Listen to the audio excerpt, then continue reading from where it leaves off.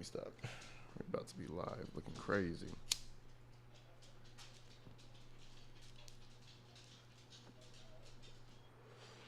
What is good to the people, to the folks at home, to the ones out there in the world? How y'all doing?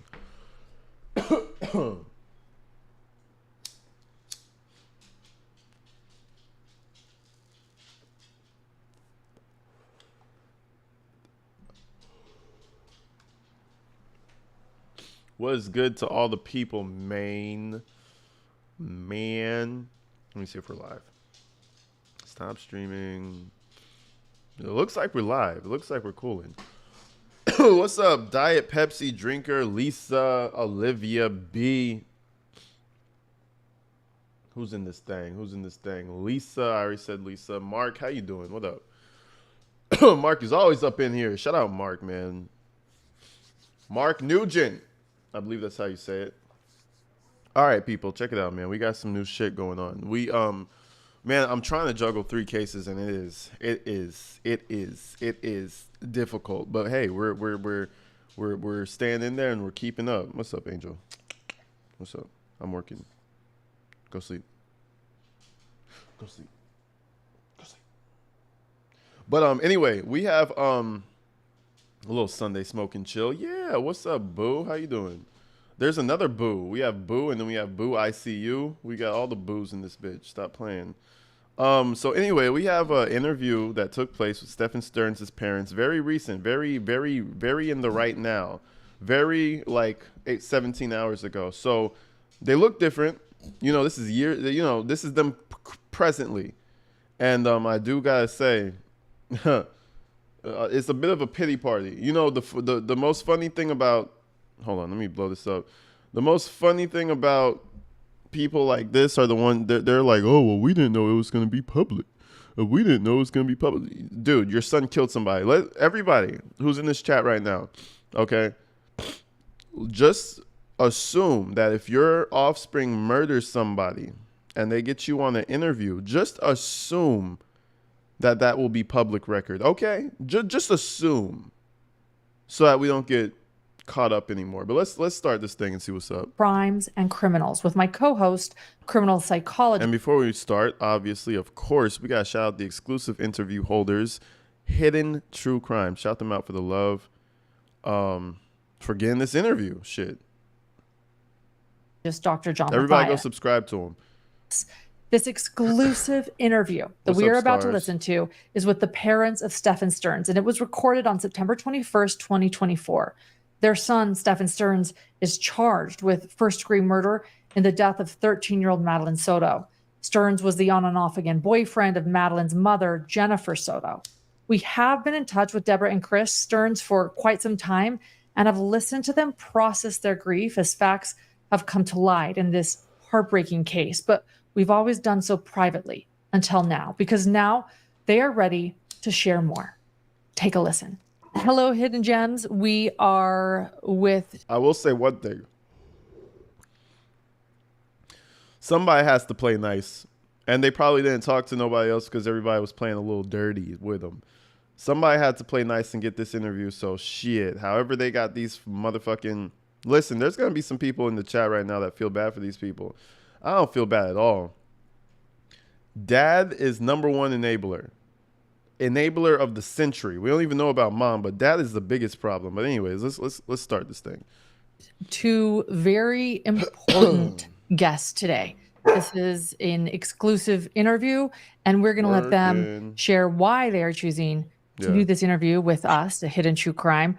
But we are actually with Deborah and Chris Stearns. Many of you might recognize their names from interviews with police that you've heard, or their names from documents, FOIA documents.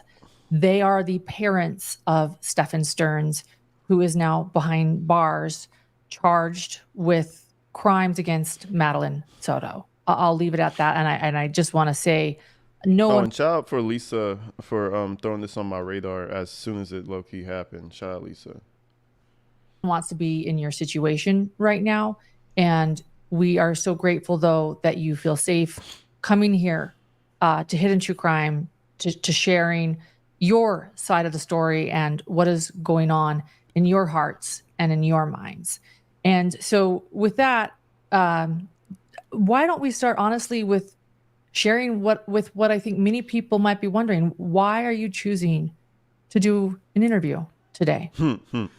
Well, we've had first of all, you're thrusted into a limelight that you would never expected to experience in your entire life. I apologize for having Lacey here, but we want to have as much silence as possible from the dogs. We need to bring the ringleader in here. So she's the one that's quite vocal and wants. They're so obsessed with their fucking dogs. I swear to God. You know who had a better upbringing than Stephans Friends?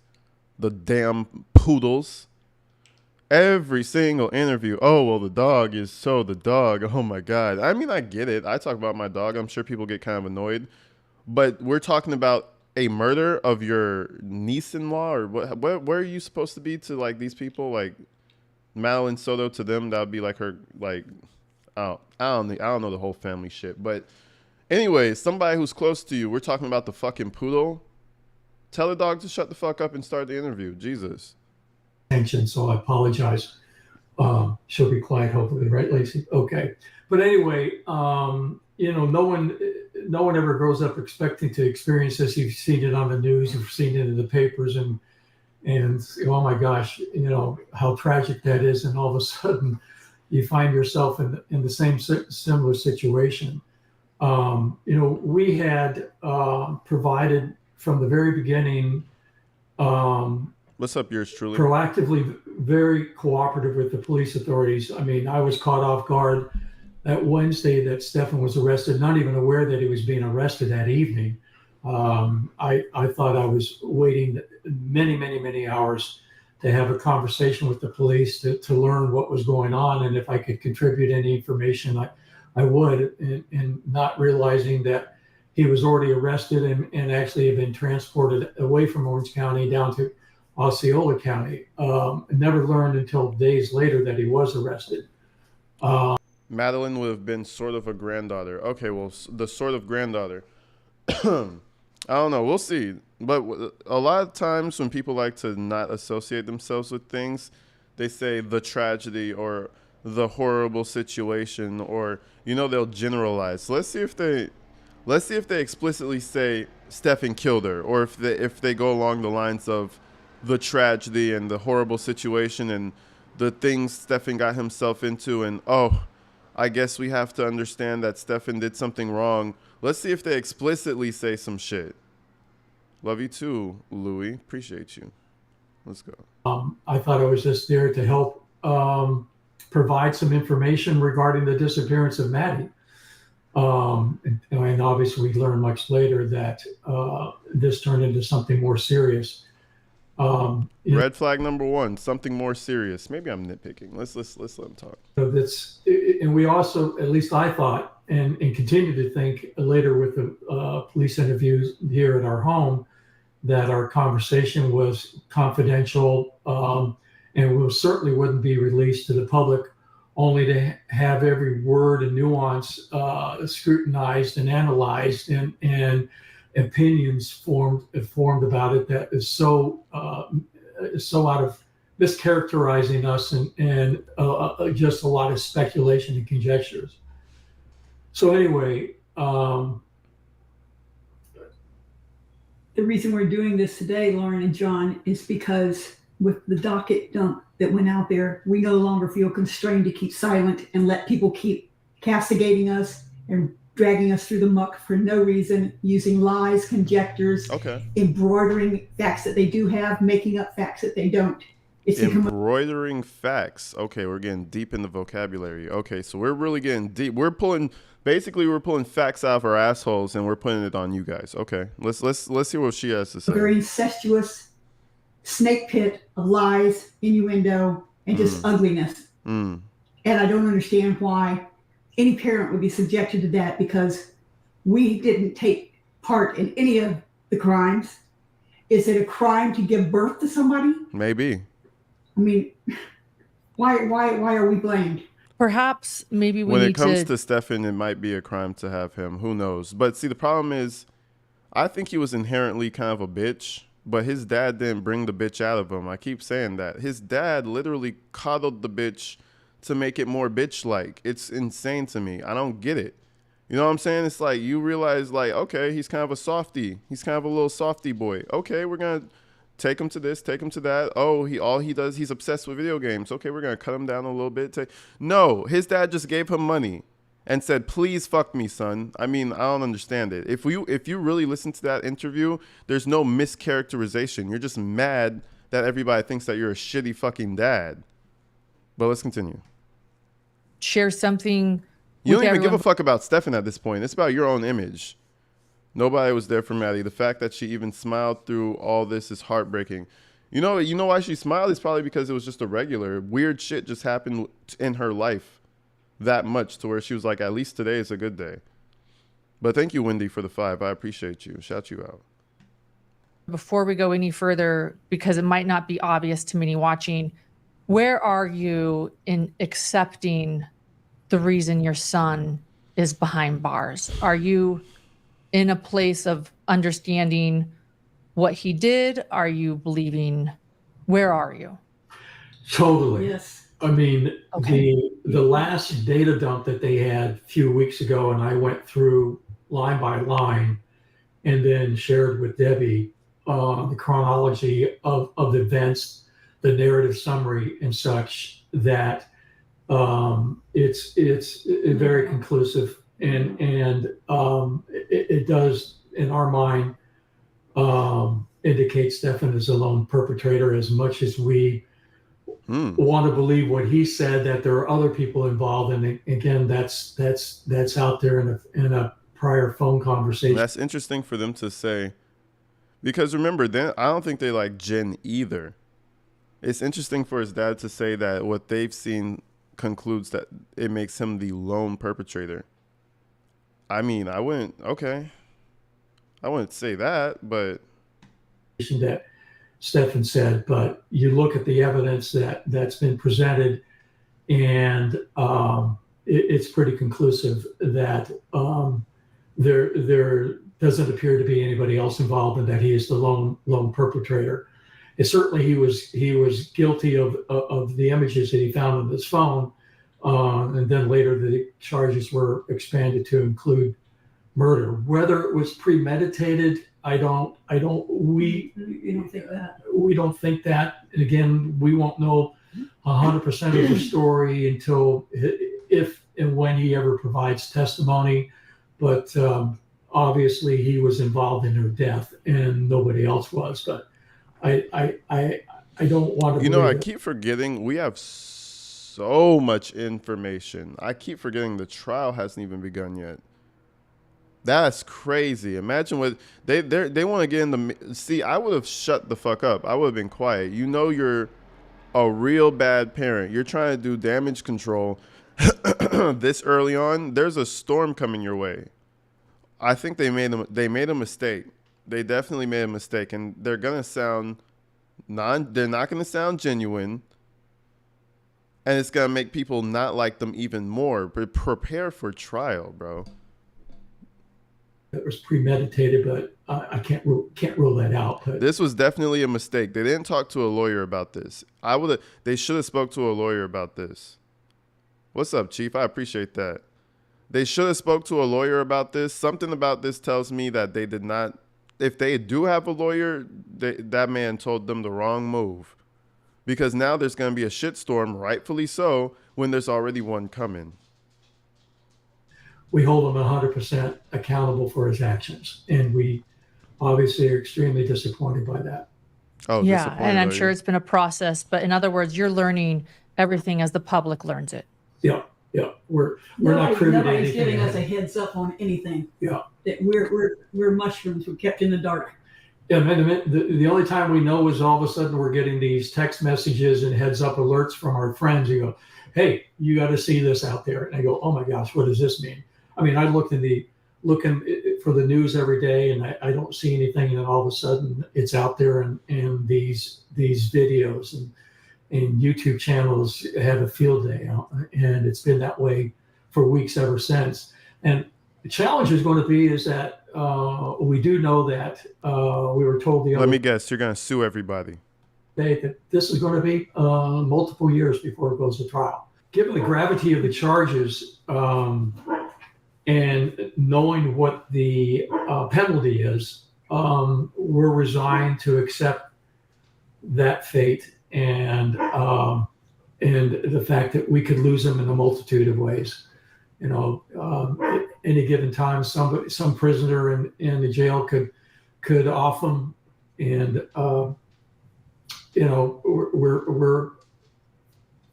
we just deal with it on a day-to-day basis. You know, we could get that phone call one day, so we'll wait and see what happens. Yeah. As I told you, I think before, this is the most.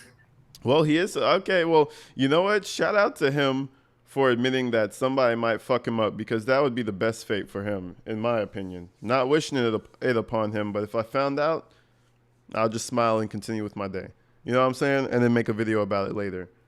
Yeah, I mean, at least he's accepting that, because yeah, there's no, you know what I'm saying? There's no saving him. Zero saving him. But my problem is that they keep acting like,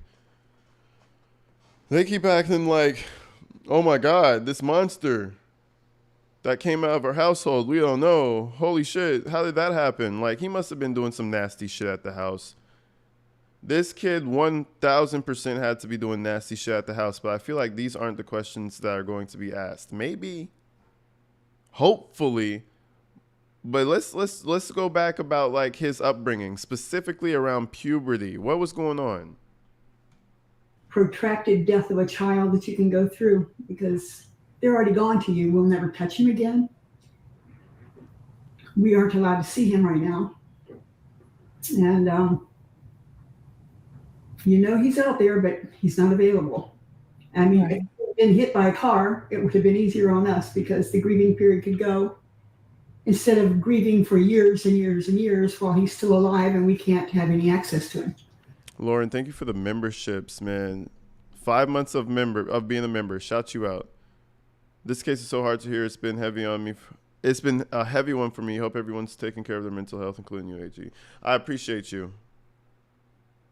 Matter of fact, we haven't even heard from him for over 3 weeks now, and we don't know why. I called the other day inquiring about his wellness, and the jail correction officer says, "What does that mean?" I said, "Well, it's a wellness check. We want to find out if he's okay."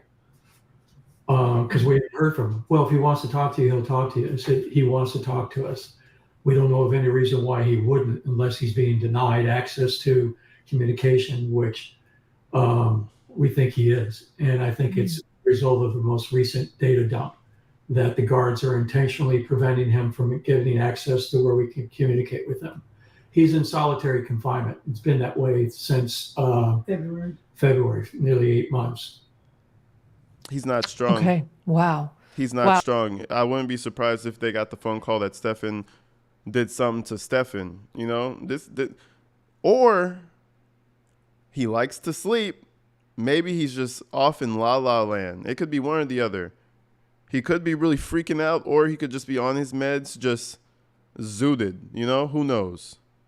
And yeah, I remember you telling us that in an earlier conversation too, that it would be easier almost it would be easier to mourn his death than this, because you also have to realize and mourn Madeline, who you knew as well. The whole thing we do, and we're accused of being cold and impartial people. And I mean, they made a big deal of the fact that I went outside and was screaming Madeline's name. I wasn't looking for her in the woods. I was talking to God. That's my privilege, to talk to my God. I was asking, why Madeline, and where is she? I'm sorry. But we, every day, all of this is in our minds. You know, we talk about it often, and, we're private people. We keep our emotions to ourselves as best as possible, but we certainly, there's no way that this will escape us on a daily basis. It's impossible for that to happen. we're forever living with this, and No, you said his parents look so old now. I think the pictures that they had put up, those are super old pictures. This has been them for like, year. I'm assuming this has been them for like a while now. So like if we go back, I think they're probably like this. You know what I mean? It's not like they just jumped to this age in 2 years or something. Holy shit, how did this happen? Love your commentary. Yo, what's up, Cher? How you doing? I appreciate you. More emotion in her than Jen? Psh, don't even get me started. Stephan likes to play with child toys. Do they sell them in prison? LMAO, you're funny. That's a good point. This is the most emotion I've seen out of a woman in this case, and there's only 2 of them so far. Fucking Jen and the step grandma or whatever. At least that looks like some tears, even if she's putting it on. That's check mark convinced. Jen couldn't do that for shit. And how many interviews did she have? Like 15? There's supposed to be another one that we might cover tomorrow. There's so much, guys. There's so many interviews. I'm going to have to do them on live stream because I can't make videos. Or I'd have to it would be a lot. But let's continue. Happy Sunday to everybody. What's up, T-Dub? I just wish there was a way that we could have possibly known that there was a problem going on with Stephan. I had no idea. Okay. Yeah. Come on, bro. You had no idea. That's all his friends. And there's some more friends that we're going to get into. The docket just dropped one of those on the live stream. All his friends, I haven't heard that one yet, but I heard one months ago.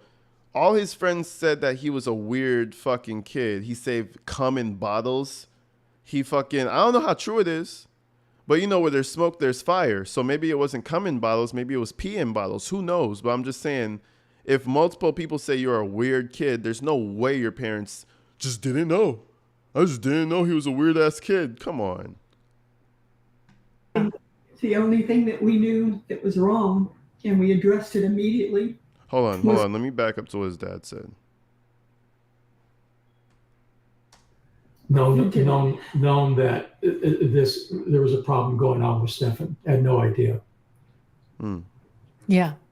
The only thing that we knew that was wrong, and we addressed it immediately, was when we became aware of the co-sleeping arrangements. And they were here at our house. And at that point, I put my foot down and said, Madeline's not sleeping in the room with you. She's too old for that. And I said, you need to stop doing that at home too. And I talked to both Jen and to Stephan. And Jen says, well, she comes in at night. She gets scared. She comes in at night and climbs into bed, and I can't stop her. I said, does your door have a lock on it? She said, yes. I said, well, then you use the damn lock. That even shows that they didn't have a healthy sex life as a couple, because what the fuck? Like, if you guys are doing things at night, you're not, the fuck? Girl, you go to your room. You don't need to know why. Stay in your fucking room. You know what I'm saying? But if you guys aren't, if you're dating a weirdo who only could get off to certain things, then there's more time to snuggle, right? I mean, it's ridiculous. And then to send your child off to sleep with a man in another room in a single bed together, who is not a biological relative, and even biological relatives can't be trusted. Right. I mean, seriously, how many people have you heard of in that situation with family members? So I just, I saw red when I heard that, and it's.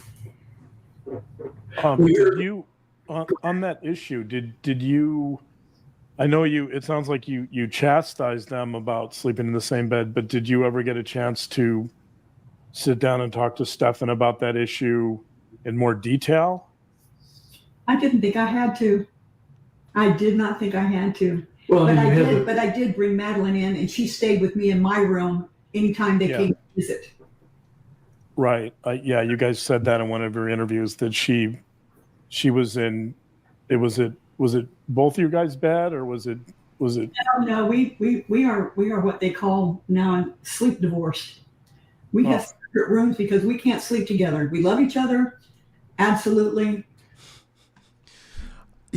I like this guy. He is asking the right questions. He knew, what's his name? Dr. John. Dr. John, Dr. John knew what he was doing. He knew what he was doing, but the real question was, so what's the deal with you guys not sleeping together? But instead, that's too confrontational. Obviously, you have to plant the seed, let the inception grow. He was like, so she slept with you guys, or fill in the blanks for me. Everybody wants to know that. So my theory stands. I don't care what anybody says. These two hate each other. They live together, and clearly we're not doing no divorce. That's too strenuous on the bills, too strenuous on us, all that other shit. People who sleep in separate rooms like this are roommates, and they hate each other a little bit. We love each other. No, you don't. Stop lying. Stop lying to yourself. Right. Yeah, you guys said that in one of your interviews that she was in. Was it both of you guys bad, or was it? No, we are what they call now sleep divorce. No, you're not. You hate each other. We have separate rooms because we can't sleep together. We love each other, absolutely. She's insomniac and a night person. I'm a morning person, and that's what everybody says. Oh, he snores, or oh, he sleeps in it, and then you hate each other. Love you guys. And we both snore. And so it would be the battle of the lumberjacks. And so, in order for both of us to get sleep, we sleep in separate rooms, and we sleep with the dogs. We split the dogs up. We call it bitches and bros. I get the boys, she gets the girls, and they provide warm comfort, and they're security.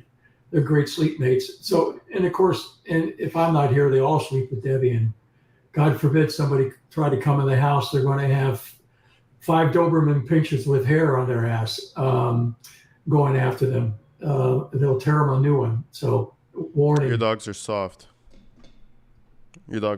My bully could probably eat 2 of their dogs by itself. Just saying. Heads up. Yeah, to all those YouTubers, we'll get into that too. But Debbie did talk to Stephan and Madeline individually, and together. Yeah, so I think it went in one ear and out the other because they didn't stop, but they never got to do it here, and I did not. And then we were chastised because we didn't allow them to vape in our home, and somehow they figured out that we don't smoke. We only drink occasionally. I can't turn down a margarita at a Mexican restaurant, and we don't do drugs. I don't even like doing prescribed drugs. That I won't take pain pills. I did the whole heart surgery on nothing but extra strength Tylenol. I can't take it. Some of it I'm allergic to, but they said we thought we were superior because of that. That's not true. That's our choice. But also my choice is I don't want cigarette smoke and marijuana smoke in my home. It makes me ill. I don't like the smell of it. I don't want to be around it. It sounds like ill. Deborah, that Madeline occasionally was in your bed. Did you guys have a close relationship with Madeline? Could you talk about that for a minute? Yes, I taught her to crochet. We sat and did artwork together. We did projects. I was teaching her how to cook. She spent a lot of time with me when she wasn't in there watching movies with them. So we actually put Disney on our TV here so she could sit out in the family room with us. And not be with them all the time. I thought we were giving Jen and Stephan alone time as a couple. Damn, Mom was even trying to let them have some stinky time. They're trying to... See, this is what I'm saying. It was never... He must have been there for that little girl. He met up with Mom. Mom was convenient. Mom meaning Jen. He met up with her. She was convenient because she was a fucking slob and she could tolerate him being a slob because they're both just wastes to society. But he saw that little girl. That's what it was. Because I doubt they were having sex. Alone time, couple time. Psh, they were in there probably getting high and going to sleep. Damn, what a life. What a life, bro. Fuck. I say stinky time because I should have explained that joke. I said stinky time because Stephan likes anal, right? So you gotta go for stinky time, not for the honey pot or another. Stinky time, you know. Get that nice poop shoot, a good cleaning, you know. Respectful of their space, Yeah. taking on Madeline. But Madeline was an absolute joy. The girl was happy, precocious, smiling. She walked with a bounce. She was interested in everything. She Giggled a lot. giggled a lot. This is a horrible loss in the world. She, a child, she should still be here. She should still be here. Yeah. Did you? So you just described kind of the bright side of Madeline, that she was happy and giggled a lot. Did you ever, she was next to you in bed. Did you ever notice any distress No. from her? Did you ever feel like maybe she wanted to talk to you about something she couldn't, or did you get any of that? There was none of that. In fact, just the opposite. Stephan would be sitting on the sofa, and she would go and sit on the arm of the sofa and drape her arm around him and give him a kiss and tell him she loved him.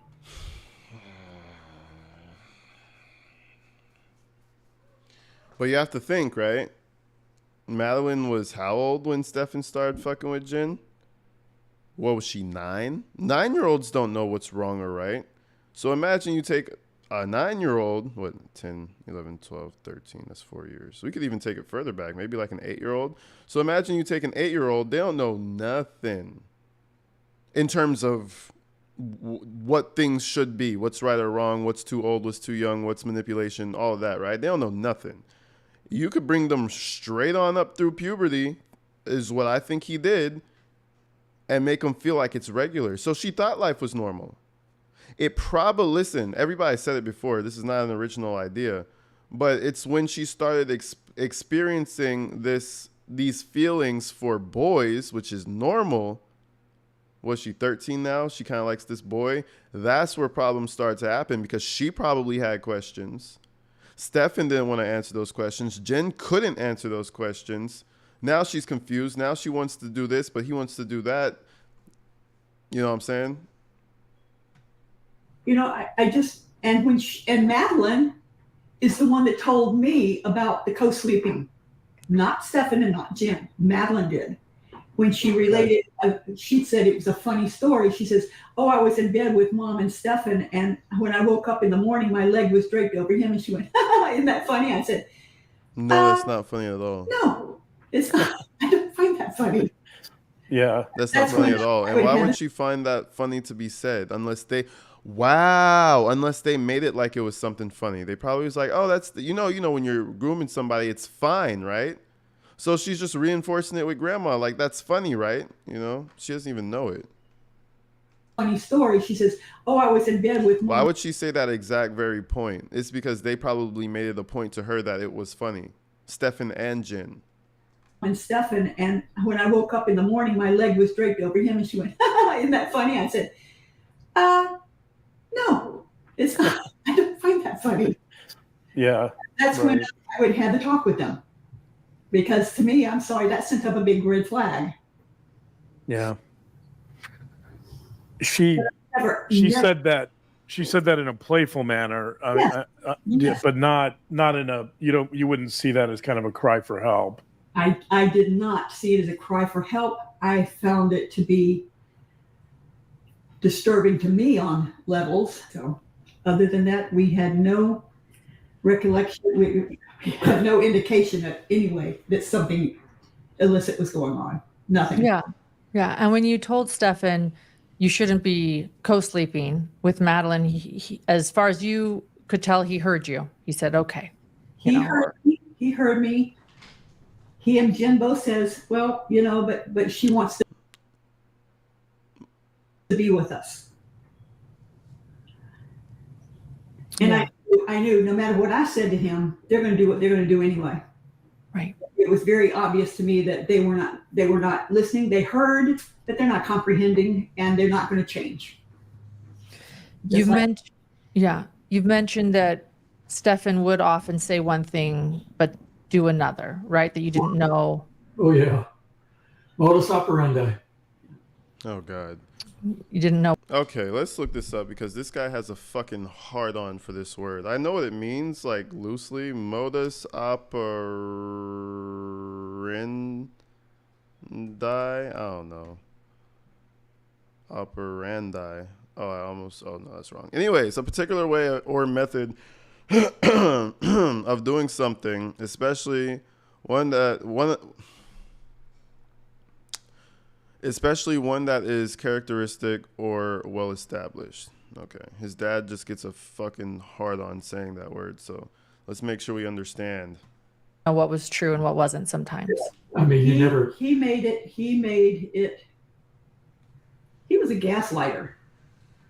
mode of You know, operation. He Thank could you, make you Tumbleweed. think things were one way when they were a total other way, and do it. Could have just said mode of operation, big dog. You want what is that, French or some shit, or I don't know.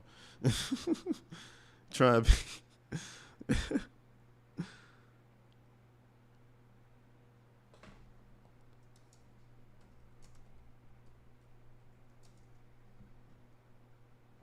Oh, Latin. No shit, it's Latin. Okay. With such sincerity that you questioned yourself.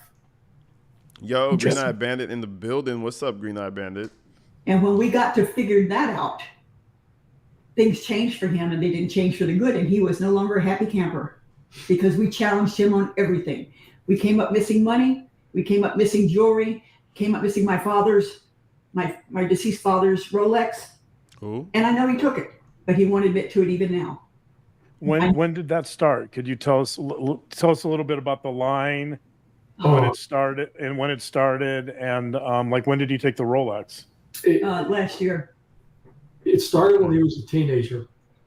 Okay.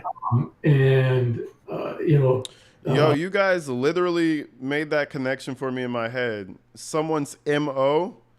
That's hilarious. Holy shit. Am I just like... His MO? That's what it means? Okay, cool. I learned something today. You guys, yeah, that's hilarious. Didn't know that.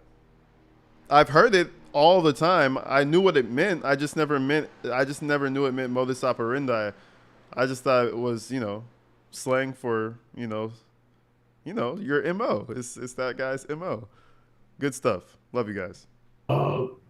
Little stuff, and then they got bigger and bigger as he got older. I mean, you never got the truth about anything. I mean, he wrecked his car and never got the true story in that. Some very similar to the incident of Maddie's disappearance. Coming up with something like that. When he called me that afternoon, second call that day. Flat tire, and listened to that BS. And boy, when you look at the images of that tire, he wrecked it. I mean, there wasn't hardly any rubber left on that wheel whatsoever. And then they show pictures of these chunks of rubber laying in the ground. And Stephan trying to explain to me that he had a flat tire and he was in the inside lane of a highway in a high density commercial district and he couldn't pull off the road. Again, like, how stupid are you? I just want to point out, why not just stop by Home Depot, get a nail and stab it into your tire? Maybe if it doesn't deflate, maybe pull the nail out, right? And then just let it why destroy your rubber? This guy thinks like he's in a video game or something. In the video game, you shoot the tire and the tire just explodes. He must have thought that's how it happens because stupid, bro. Even then getting a call 90 minutes later, less than 90 minutes later, about Maddie's disappearance. And I go, that's too coincidental. Two events like that in a single afternoon. I don't believe in coincidences. Didn't believe that, but wanted to. I was there to support the story until it was different. And unfortunately, I found out a couple of days later, if I had seen that TV interview that they held the next day. What's up? What's her face? My attitude and demeanor with him would have been considerably different than me making the trip to Orlando and helping he and Maddie out, or Jennifer out, for sure. They The police kicked everybody out of the townhouse and quarantined it, roped it off. They had no money. They had no place to go. He didn't want to go to the in-laws' house, of course, or to her mother's house. They got along like oil and water. But it was, Chris went there to get them into a hotel. Of course he and did. to be there as emotional support for them for a missing child, not for anything else.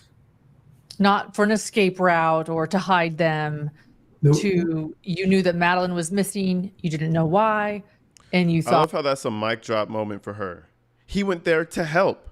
Of course he fucking went there to help. That's all he's done for his all his life. Look at him now. His son's now in prison, and that's what happens when you help someone over and over and over. And I mean, help your kids, bro. But when your kid doesn't even have a fucking job and he sleeps all day, that's when the help needs to stop. Of course he went down there to help him. That's what he's done his entire fucking life.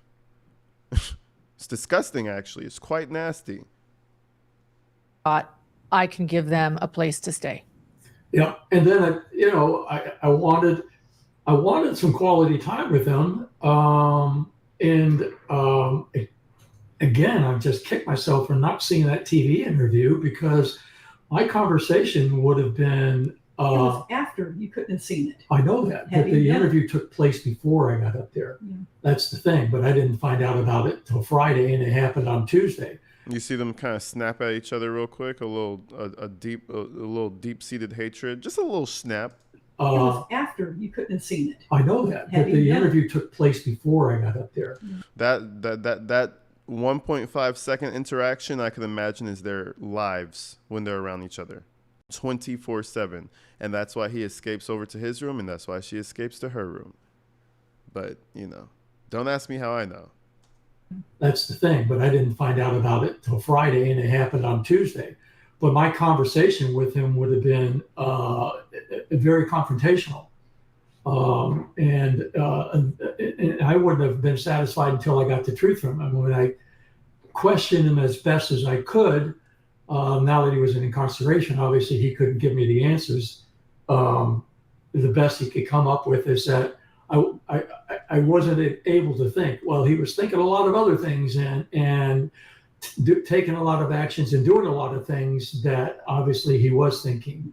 But again, that would be. Val Tracy said, at least they don't put up with him anymore. You know what the funny thing is, though, Val?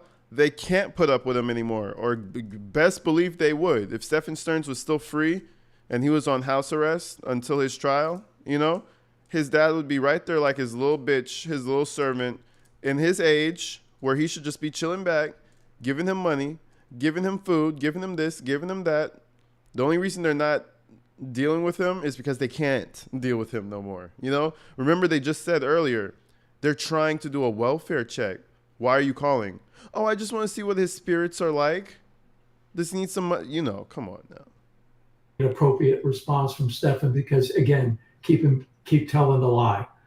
But the amount of time that I had from 2:15 Wednesday morning until 4 p.m., I spent a total of 35 minutes with him, and it was over 3 different occasions.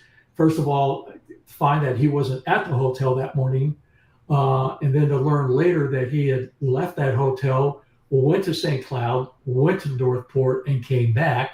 And then obviously so exhausted, he passed out in bed, didn't see him again until 3 o'clock.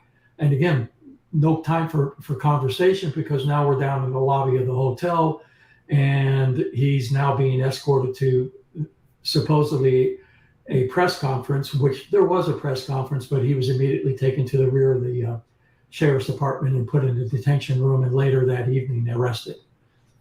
Never had a chance to have a conversation with him. Okay. That makes sense. Yeah. Yeah. And there was some issue about one YouTuber who called out Chris as a liar because he said he saw a picture on the phone. Yeah, much later, I'm having a conversation again, thinking I'm having a private conversation with the deputies back in July. It's not private. And, Jen that evening had provided some very graphic detail of the image. She told me in her story was that there was a group of photos that they had downloaded off of Stephan's phone. They wanted to show these images, this package of images to Jennifer. She said that she couldn't see them, but agreed to look at one. Then she shared with me in graphic detail what that image was. 5 months later, I'm thinking throughout that time that she had the opportunity to maybe grab a photo of that, and because once you describe that to me, I can't get it out of my mind. It becomes ingrained and printed, and I'm thinking that there's an image in my mind that I must have seen a photo, and No, I don't think they're talking about some YouTuber. Probably the docket. They're mad at the docket because he was dropping that shit hard. He's still dropping that shit, but I'm pretty sure they're gonna get deeper into that. Tammy, thank you for the $5, man. Welcome in, Tammy. Shout out Tammy with the love. Always showing love out here. I appreciate you. Excuse me. Is this a live or pre-recorded? This was provided to us by Hidden True Crime. They did a live stream with these folks yesterday, and we're just doing a recap. We're checking out what the parents had to say about the recent scrutiny, just to get everybody up to date. LZB, thank you for the gifted membership. Shout out to the newest mod of the group. Shout her out. We needed you. Thank you. All right, let's continue, man. But to be clear, I don't know who they're talking about. Unless they say a channel specifically, it could be, it could be whoever. I have no idea. Asking a question, I made a comment to the It could be me for all I know, but I highly doubt it's me. I think I'm the smallest channel of all the channels covering this, so I highly doubt it's me. One of these YouTubers accused me of lying and making this stuff up, and it was really my bad. I apologize. I thought it was an image I saw when in fact it was a graphical image in my mind, but I thought I'd seen a photo.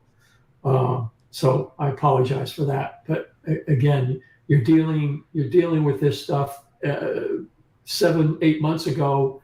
There's a lot of stuff going on that evening, especially, trying to gauge Jennifer's demeanor after learning that her daughter had been SA'd. If it was me, I'd be beating the crap out of somebody, whether I physically could or could not.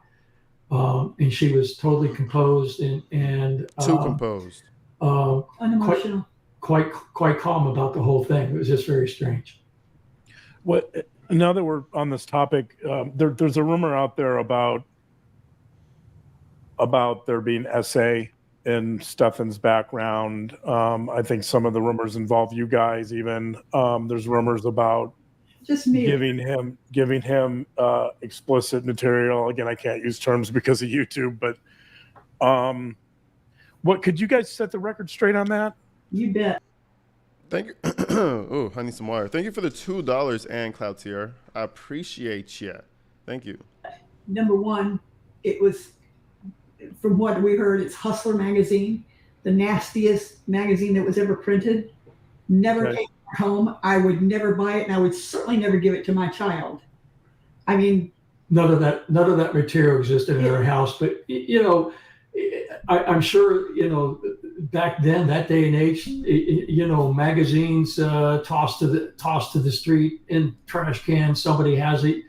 Other kids bring it to school. Maybe they even try to sell it, but certainly that type of stuff circulated and what have you. Have no idea where he came in possession of this, but it was not provided by us, and there was never any physical abuse or sexual SA abuse at home. None of that. He was always provided a warm, loving, caring environment. So none of that's true. Sure. Do you think there were any red flags in that area in terms of, I don't know, maybe some of the girls he was dating in high school, or did you see any red flags about any unusual sexual interests or problems? His first girlfriend he had in California, he was really had a big crush on her. Okay. We met her, sweet girl. We left California. You gotta be careful with them California girls, though. They will have you doing something strange. You gotta be careful out here. Stephan may have found the wrong one. I'm joking though. In all honesty, they had to have known. I want to see them admit, because this guy, Dr. John over here, he keeps kind of circling back to, okay, but what did you see? Right? The fact that, I mean, come on, be real with us. Because if you didn't see nothing, that means you were the worst parents in the world. And it's close to impossible that you didn't see something weird. Everything was normal. He was fine. He was normal. He was fine. And then when he was 22, a grown-ass man, all of a sudden he became a pervert. That's not how it works, bro. I promise you that's not how it works. State went batshit crazy, excuse my French, but hey, it's California. We left there and came. Wait, let's back it up. He did blame it on California women. I was joking, but he actually did it seriously. Sweet girl. We left California.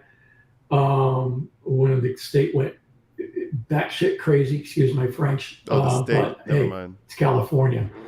Never mind. We left there and came to Florida. At that age, your kids circulate through kids like people go through revolving doors.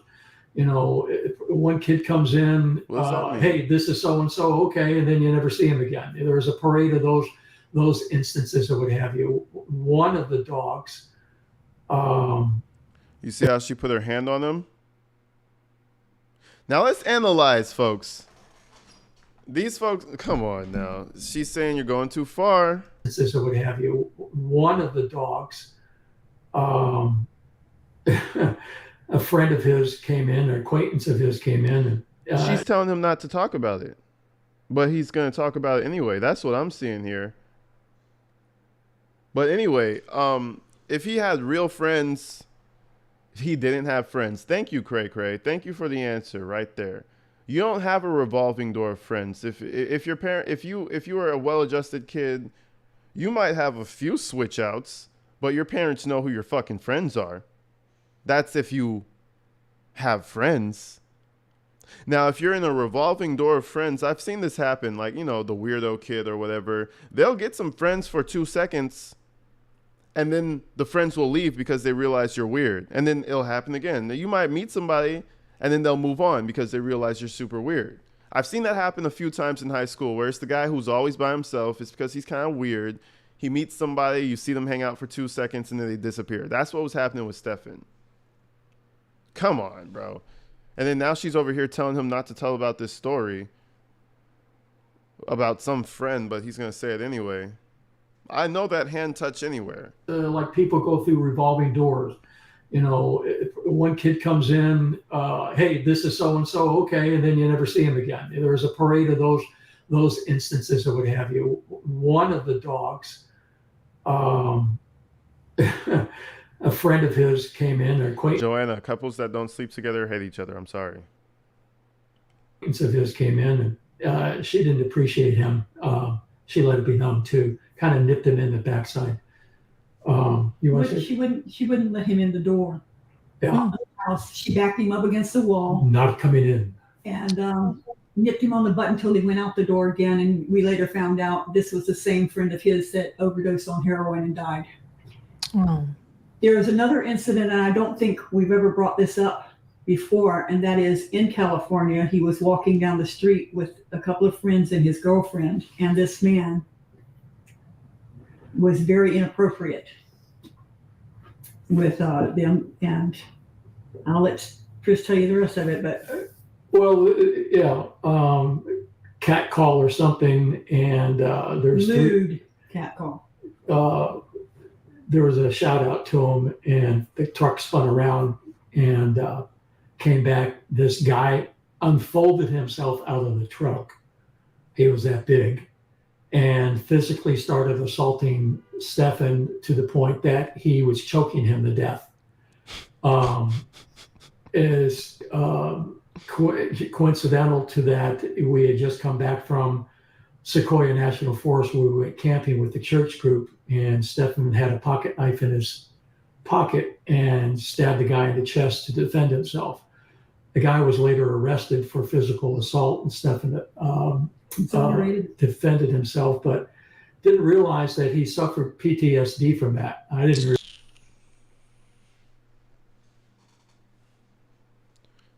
I know PTSD is a real thing.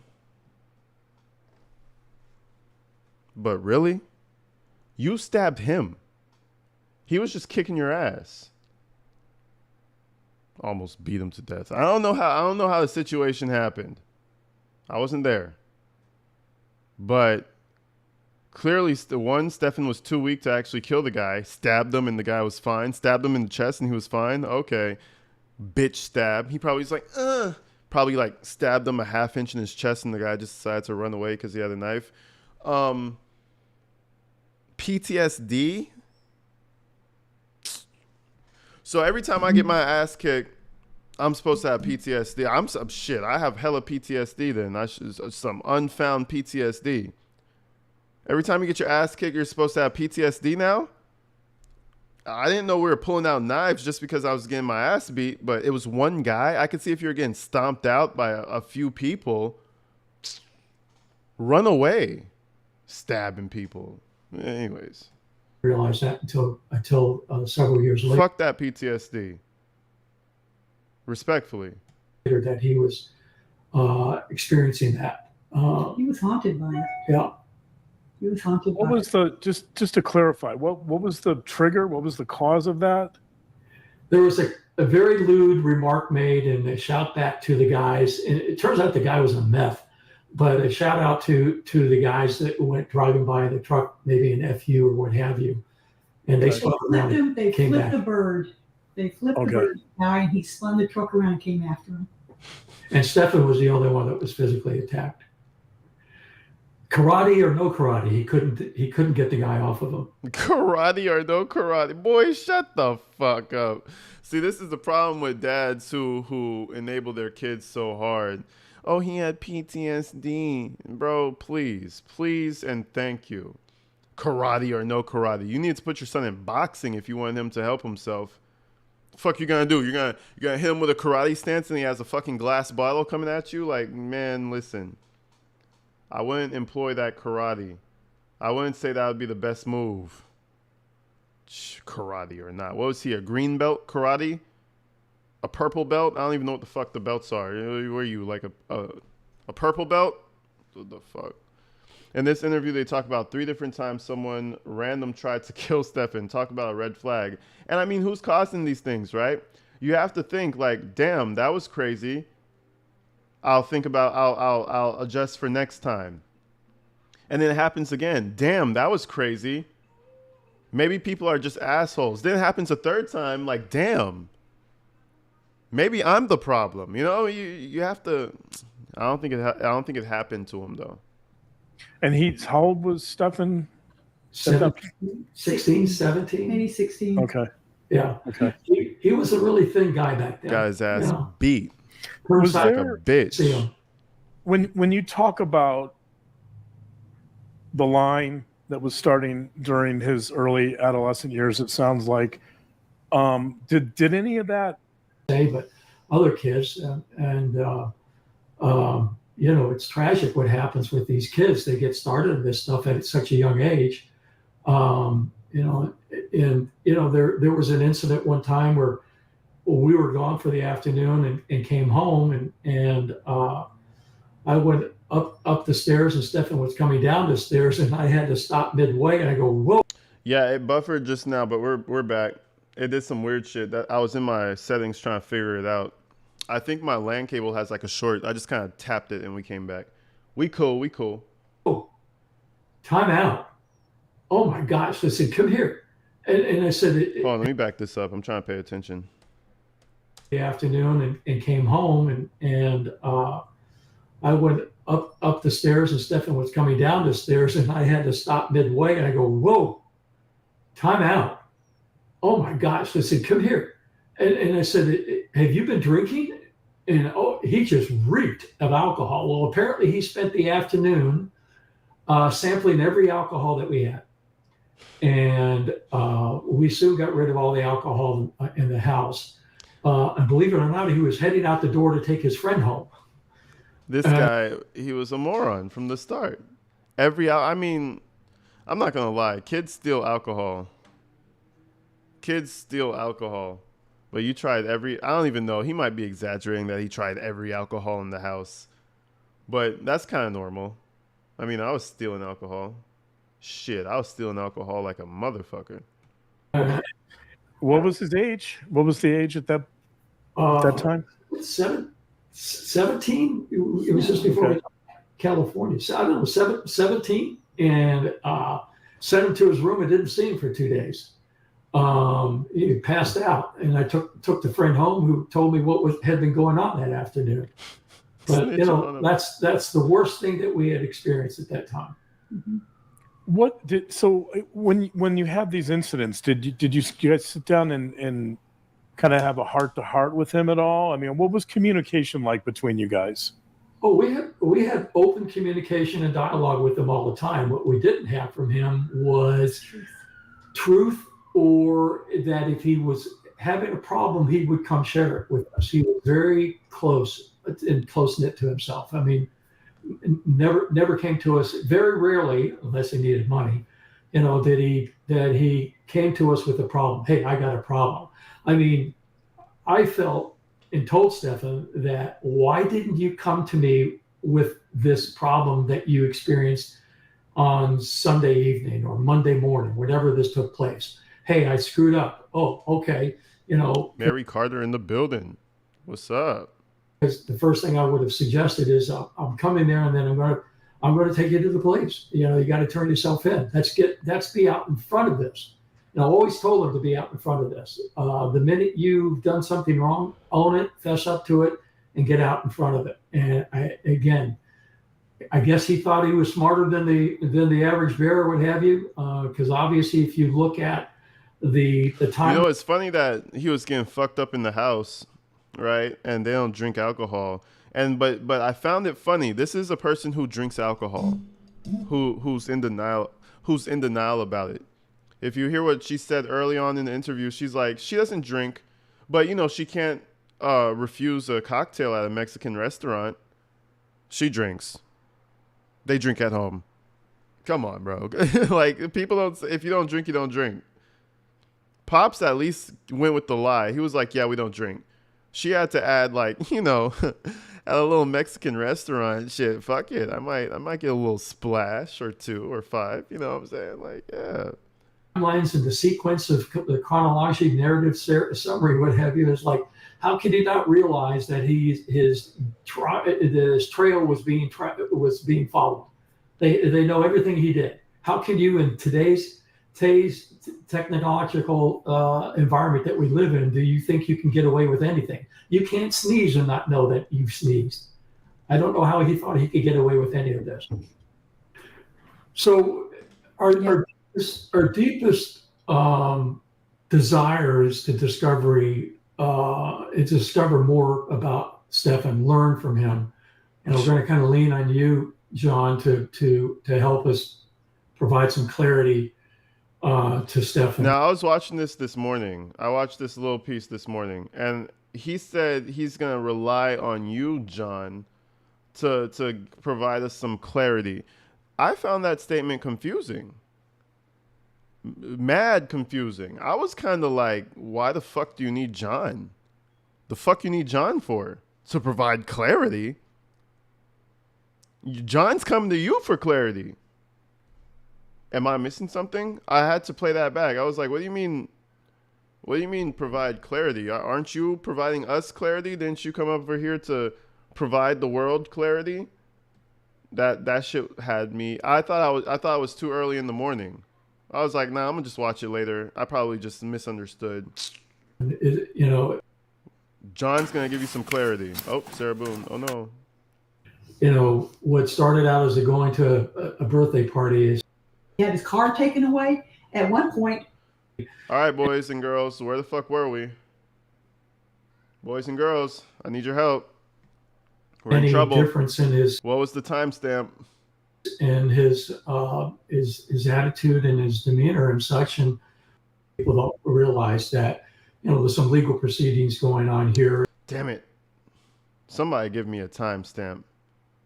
We'll figure it out. 22 minutes. 40.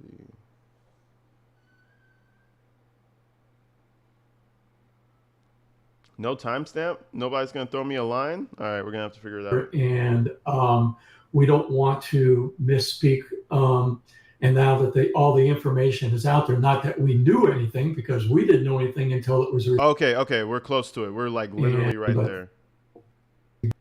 We've been handcuffed. That you say. In 36 minutes, you think? Yeah, we're hella close. We're mad close. And God forbid anybody should cross their paths. 30, to fuck it, 35. To Thank you, everybody. Provide some clarity. Yep, there you go. Man, who said 35, 36? 35, 38? I appreciate you. You're a real one. Michael, thank you for the $5 as well. Hello, AG Tac and Tactical Gang with the hearts. Shout you out. Big love to you. Showing love out here to the gang, to the squad. Hell yeah. Shout out Michelle Perkins. Love you. Okay, so apparently Pops came over here because he needs clarity from Dr. John. So I guess let's see this. To Stephan, it's a son that we didn't know versus what we did know about our son, and the complete opposite of one another.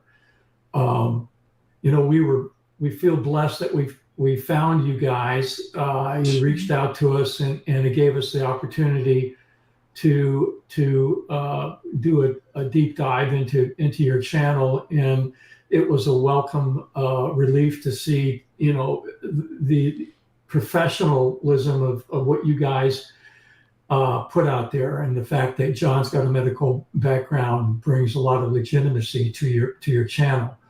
You guys truly represent sucking on some asshole right here. That's what that your boy. I mean, should the apple don't fall far from the tree, right? But shout them out. They're awesome, I'm sure. But sure, sucking on some ass. You know why? Because don't ask me the hard questions, please. Make us look good, please. I beg of you. You guys are amazing. Let me get up in there. Miss Lacey, thank you for the 1111, man. Shout out Miss Lacey. Finally caught an AG live. Love you, man. Shout you out. OG viewer, I appreciate you, Miss Lacey. Always with the 1111. But anyways, let's get back to sucking on some ass. What we believe should be represented in these crime channels that exist out there, and not the circus that they do represent. I mean, but it's somebody's big mad. And shout them out for playing nice and getting this interview, because this is big. It's a shame. It's reckless abandonment that they utilize. It's basically inciting a lynch mob against us, and God forbid anybody should cross their paths because they'll just attack you. I mean, you look at these broadcasts that they have, and then you just watch the thread of comments that are made as if they're really relevant. But I guess the people feel, and maybe you can answer this, John, is that why do people feel like that they have to lash out? My God, your boy. Listen, all I could say is I kind of feel bad for him a little bit, because he probably doesn't understand the way the internet works. People, let me tell you something. People felt like this forever, ever since forever.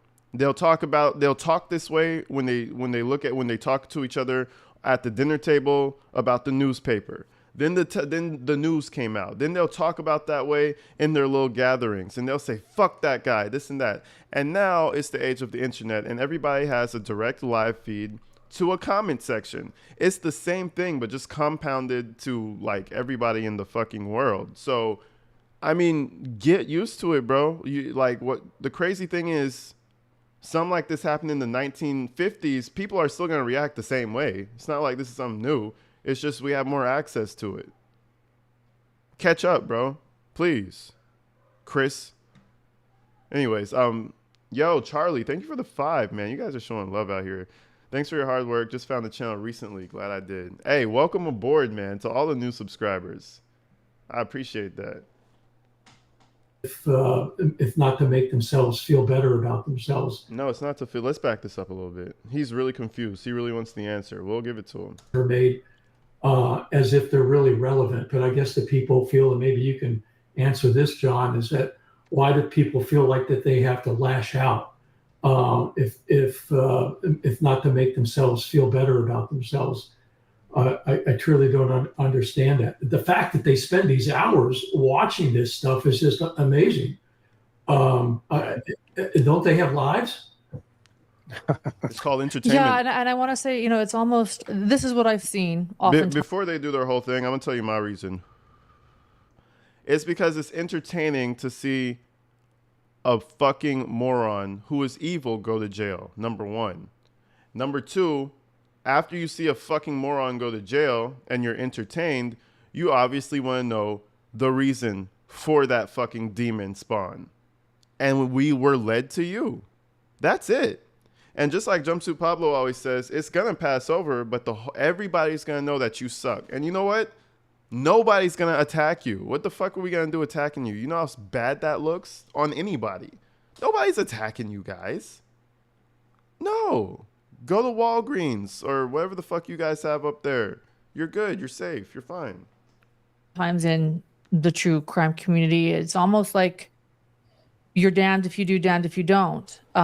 None of us can imagine what you're dealing with right now. Maybe there are some people, I'm sure there is a small club out there that understands a bit of what you're going through, but I would say the majority of people have no idea the type of situation and what that is like for both of you.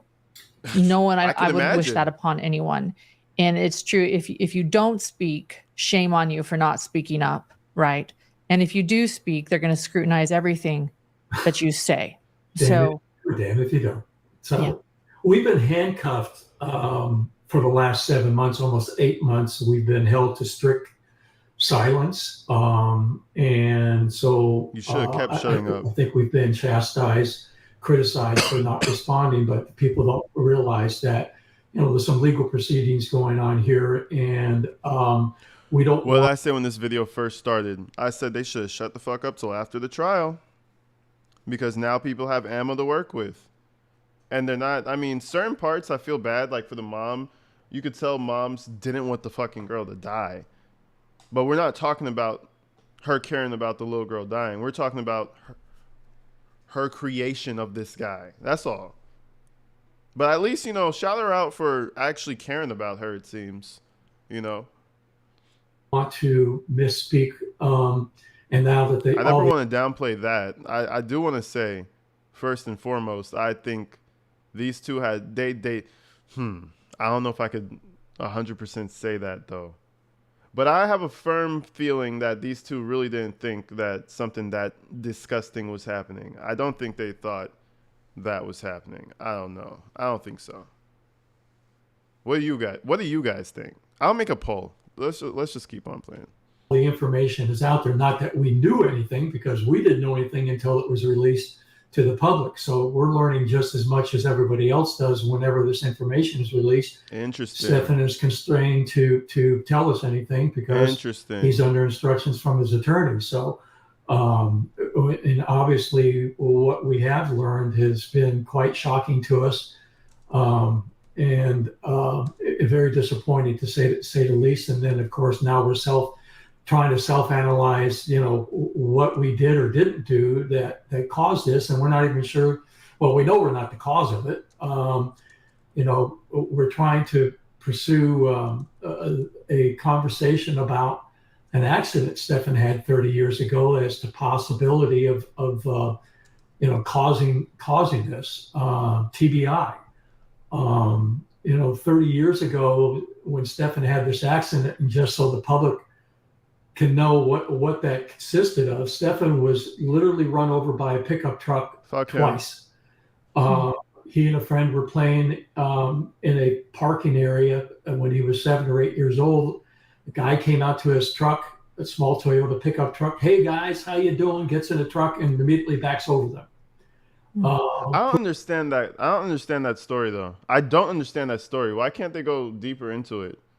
But he says hi to them, and he runs over them immediately. I don't get that story.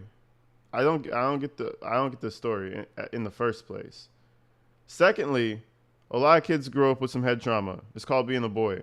Grow the fuck up. That's not the reason. That's what perverted them. The hit to the head. Everybody be careful. You might turn into chomos if you get hit in the head too hard. So don't play football. Be careful. Everybody might turn into just a bunch of chomos running around. We don't need that. The fuck you talking about?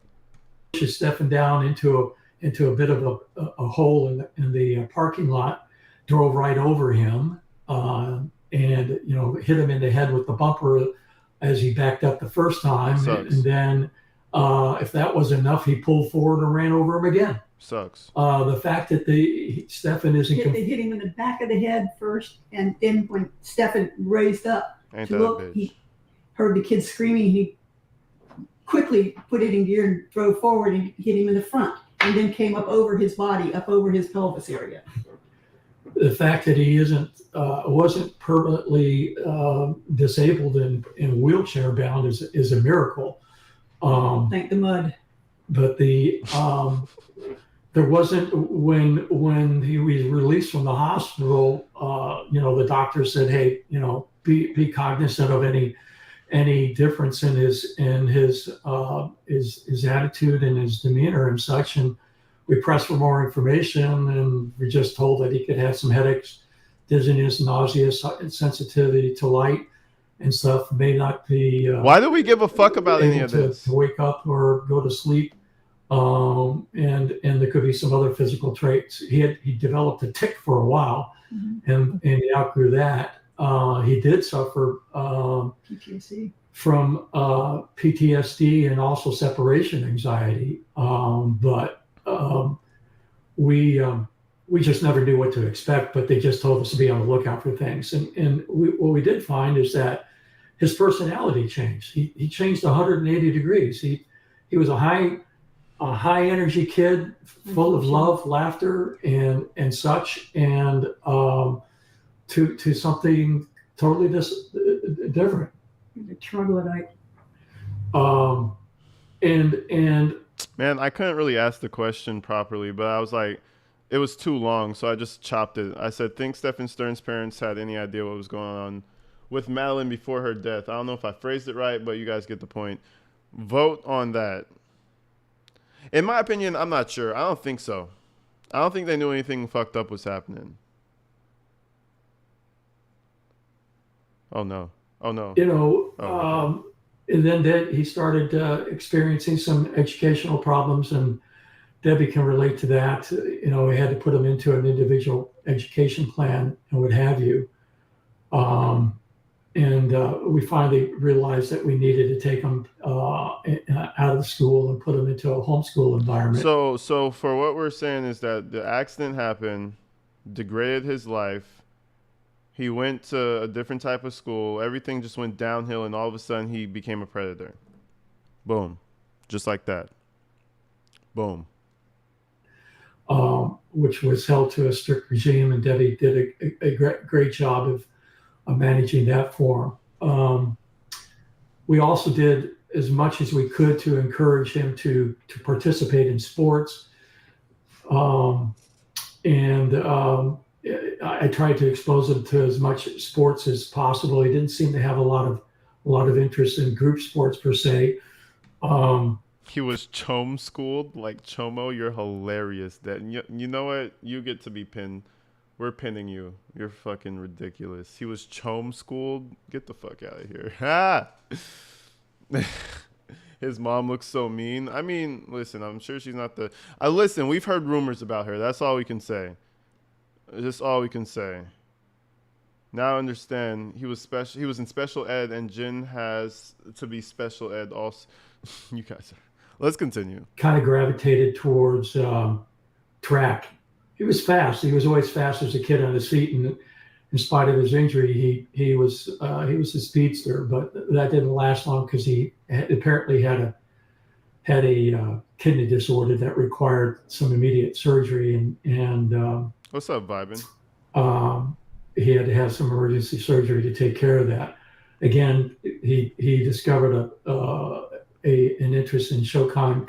We could skip this entire section, honestly, because they're just talking about nothingness. But I'm gonna let them just, obviously we're just gonna watch the whole interview. But like, what are we talking about? This has nothing to do, but Karate, did well with that.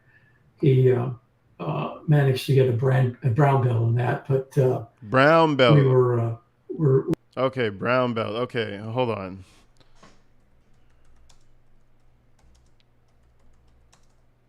Karate belt levels. Oh, okay. Oh, ooh, okay. Still got his ass beat. We were forced to moved away to California. Well, actually, no. Where did we go after that? He was in Georgia. Yeah, we went to California. Mm-hmm. Yeah, my wife's mother was dying of cancer, so we went out to be with her in her last few years. But we later introduced it to scuba diving. We kept trying to introduce him to things that would be motivating enough to provide enough incentive to where maybe he would be motivated to go out and get a job and earn some money to pay for these things, because it didn't try to overindulge him with money and access to money per se. I was trying to use that as an incentive and motivation to go out and get a job. Obviously that didn't work too well, but he's talking about him like he was a dog. Like, yeah, I tried this, and he didn't really take to it. So I tried to. Boy, you're 16, you're 17. Get a fucking job. Don't get a job. I mean, what is there? I don't understand his father's mind. Like, what is that? Right? Am I crazy? Like, is that how parents do shit? Is that just the standard? Like, oh, if you can't really take to nothing, well, I guess we just have to support you until you're 40 or until we die. That's what was going to happen. They were going to support him until the grave. What the fuck? Everything seemed to be focused towards solitary pursuits. We loved reading games, God. Pokemon games. And why? Because everybody found him to be a fucking weirdo. That's why he was in karate. That's why he did that other running track shit. No teamwork skills. Craft and other things. If he liked something, man, he drilled in on it. He focused in on it. You like CP? You drill really, in on it. He excelled at that, and things that he did excel at. Again, try to encourage him to assimilate, a normal flow of life. And there was almost always a disconnect. It had been a very frustrating experience for us to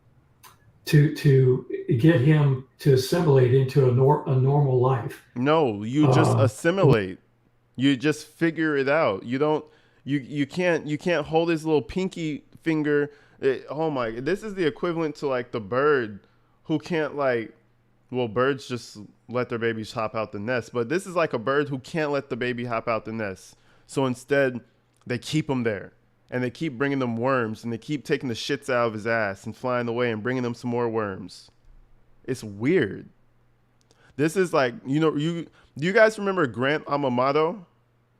That man child who had the big corn on the cob addiction and had this whole webcam model? Same shit. What did he do? Killed his parents. It would have been the same thing with them. Some weird shit was bound to happen. We're getting on in our years. We're in our early 70s. No shit. Yeah. So you talked about communication was open, it sounds like, and you were able to talk to him about quite a bit, or at least when he was willing to talk. What about the emotional connection? How would you guys describe your emotional connection to your son when he was younger?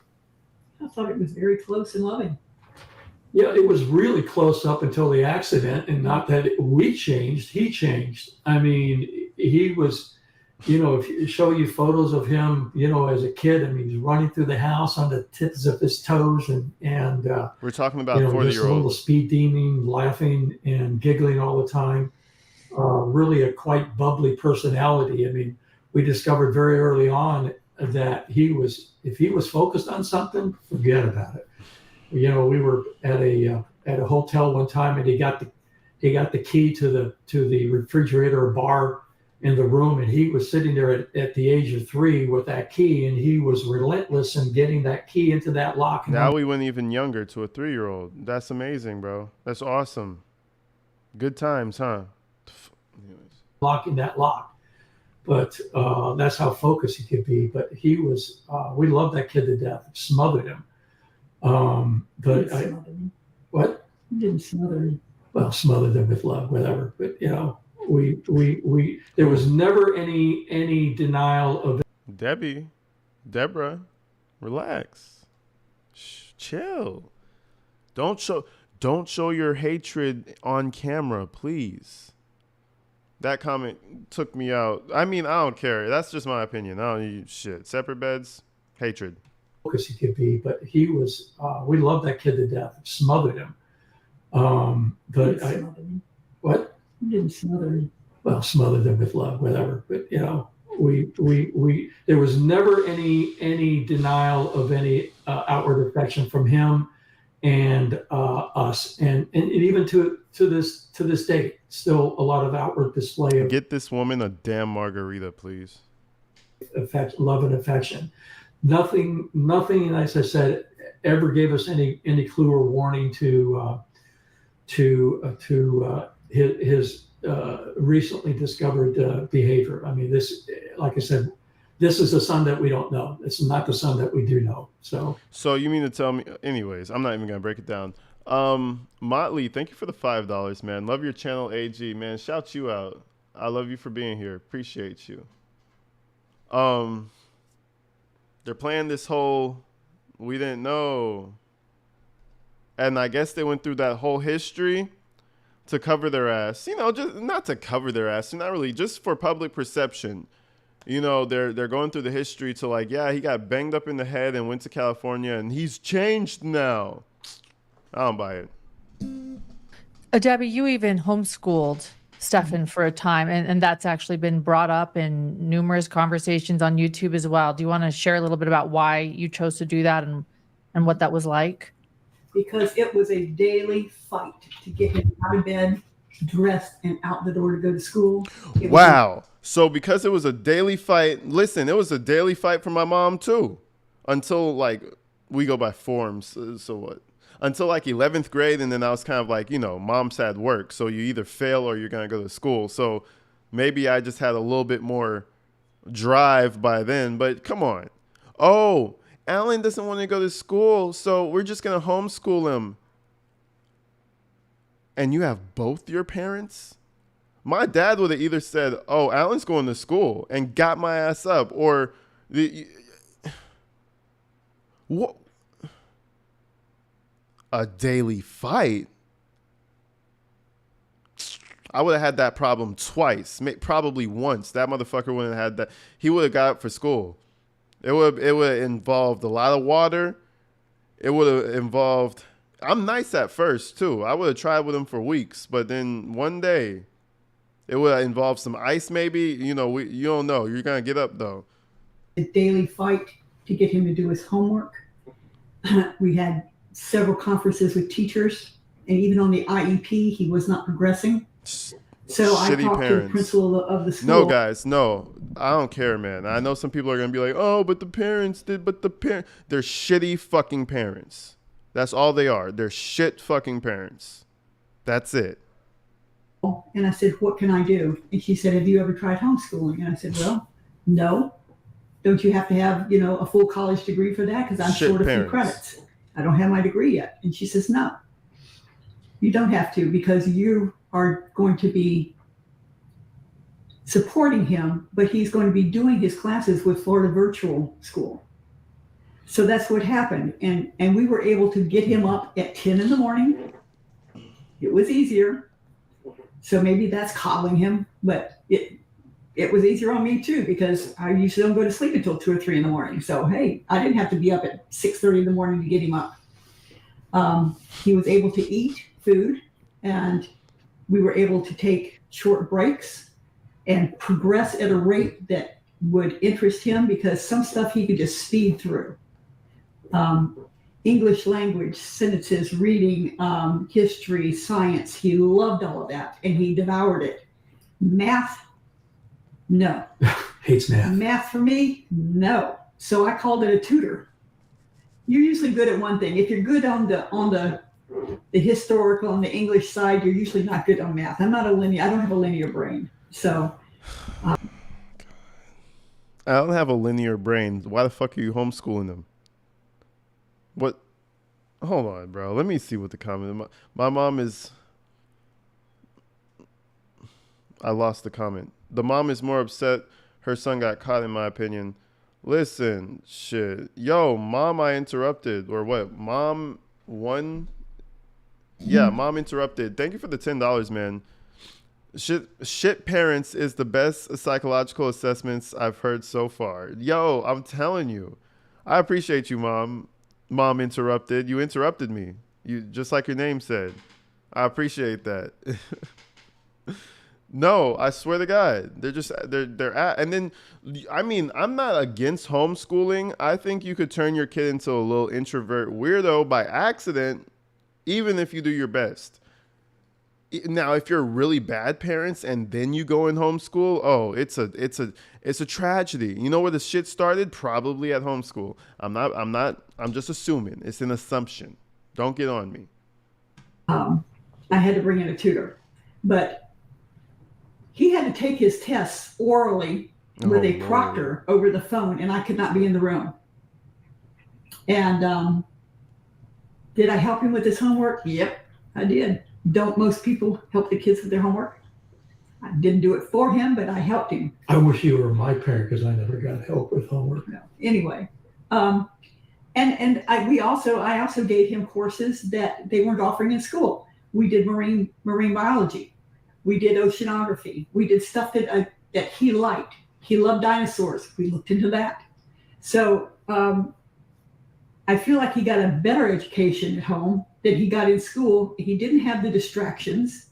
He could concentrate on his work. He wasn't distracting the kids around him, and he wasn't frustrating the teachers. Just cope ahead with it. But when he described his algebra teacher to me as a woman who stood at the blackboard with her back to the class, talked to the backboard while doing, combinations up on the board, doing algebraic expressions, and they couldn't understand her. I mean, one would think when you're learning math that the teacher would have to turn around. Oh, I'm getting that scrunchy feeling in my brain right now. I hated the chalkboard when math class came around. But one would think the teacher would have to turn around and write on the fucking blackboard. You kids that have the little whiteboards, the little cutesy bootsy whiteboards, you guys have it good, because I grew up with blackboards, and that shit, it always fucked me up. It always messed me up. I don't know why. But anyways, shitty excuse. It's called detention.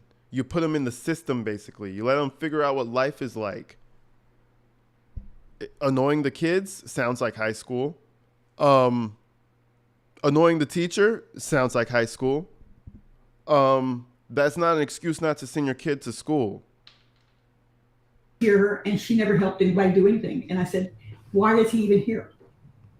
You were still allowed to participate with the school because you were still basically enrolled with the school. So he still got to go to prom. He still got to go to graduation. He walked and got his diploma. Got the cap and gown and the whole thing. That's why he was the weirdo kid who had no fucking friends. So was he in the virtual program throughout the entirety of high school, or just a few years? What was the 2.5 years in high school? Okay. And you mentioned earlier that he tended to be a bit solitary. Was that after high school, or was he a bit of a solitary person in high school as well? Yes. He had his cadre of close friends. He didn't have Okay. a huge group of friends. He had 4 or 5 close friends, and that was all he wanted in his life. Just his little circle of friends. He was. She's really talking for him. You see who you notice who really started taking over when the big questions started coming around, right? She's defending herself as the homeschooler, which I mean you need to do, I guess, you know. But you see who gets really defensive, right? You homeschool them through high school, 2 years through high school. That can't condone that. Can't condone that at all.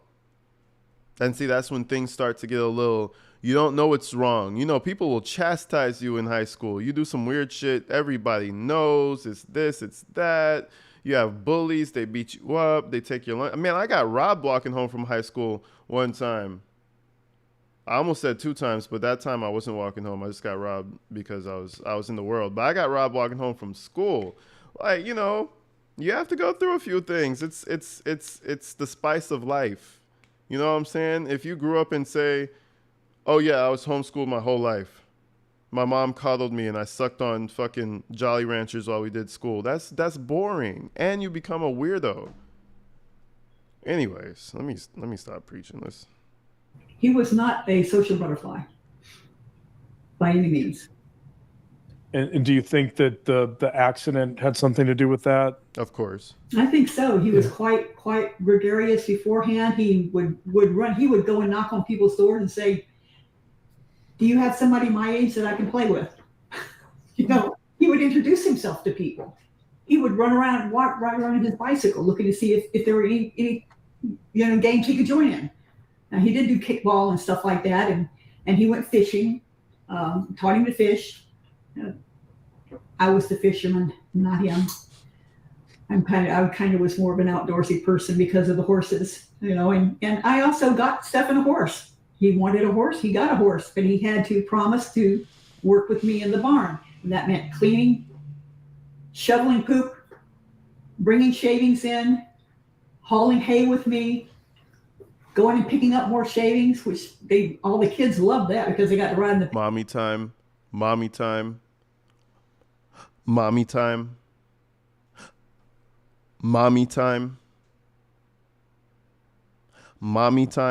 pickup truck on top of all the shavings. But and now people are saying that sounds like this the worst thing I could ever do is to have him actually work to support his horse and to help me because I was No. You have him work after a hard day of high school. Listen, he's a teenager. Run that motherfucker into the floor. He got home. You know he's gonna be doing some bullshit. If you know he's gonna be on some bullshit, you make him hay the horses or horse the hay, whatever the fuck you want to fucking do. Let's do that shit. You get a good meal and you do your homework and you fall asleep. Then you do that. You're missing the mommy time part all day, every day. While he's, what is this, 14, 15, 16, 17. Mommy all day? No. having some physical problems from these surgeries I had on my feet. So there were some things that I just couldn't do. But he loved running out at night. He would just grab a hunk of mane, hop on their bareback, and they just run around the pasture. You know, every night we went out together and gave the horses peppermint candy before we went to bed. I'm sure you did. To me, that was an ideal life. He was able to go into the woods and go fishing, catch frogs, catch lizards, catch snakes. Now put him in front of a girl his age and see what happens. Probably piss himself. You know. You guys are helping me kind of develop a picture of your son, and the more you talk about him, obviously, correct me if I'm wrong here, but it feels to some extent like your son was very childlike in a way. Like it's almost like shout out Dr. John. Interest in game. Dr. John be asking, he's sliding it in there. He's getting it in there. What caused that childlike behavior? Please ask the question. We want you to ask the question. James as an adult, and the solitary pursuits. It almost sounds like he really struggled to grow up. Yeah. I think so. Yeah. Well, and I will also say he's a narcissist. Okay. It was all about Stephan. When Stephan wanted something, Stephan wanted it then. He didn't want to wait. He didn't want to wait for Christmas. He didn't want to wait for his birthday. That's a kid. It was now, and he would throw a fit. That's a child. We And that was hard. That was hard on us, but it was harder on him because we didn't give into it. kind of Even when he was younger, he would teenage years. He never grew out of that. no. We kept waiting for. It seemed like there was a disconnect. You were like kind of this close, and all you needed to do is make this connection. And it's like, John, he had no impulse control. I don't believe that. Really, Okay. if he wanted to do it, he did it, and then he paid the consequences later. So He what got caused put on that? restrictions. He had his car taken away. At one point, I went in and stripped his room of everything that he had because he had gone for 6 weeks without cleaning his room, and I had begged him for 6 weeks, please clean your room, or I'll come in and do it. No, I'll do it myself. Okay.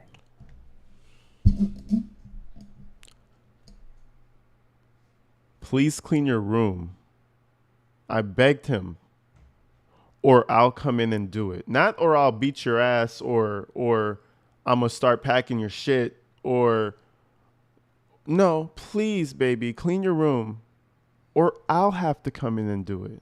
Baby. Well, finally, I went in there and I took his wallet. I took his car keys. I went out and took the tags off of his car. And I told him, you were grounded. Period, until that gets done. And his friends were laughing their butts off at him, saying, you just got jacked by your mom. Said, get in there and clean your clothes, clean the closet and clean up your room. Which he finally did because of his friends, not because of me. Yeah. So it's like, it was always I'll do it, and never Yeah. get done. yeah, it's Tomorrow, everything's more convenient Everything tomorrow. was a procrastination. Unless he wanted something, and then he was Johnny on the spot to do it. If Tell he me did- about his friends. What were they like? What was what? Tell me about his friends. What were they like? Well, so we were never very approving of them because you're the sum of the 5 people you know, and these kids were not very motivated. They had their own family issues. A lot of them came and stayed with us when they were on the outs with their parents. They had Hey, don't put shit. That's fine.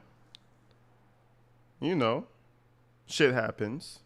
But hey, guess what? They had the motivation to leave their parents' house and go stay at a friend's house. So I automatically know that kid is doing better in life. Off the bat. You know why? Because he got up and did something.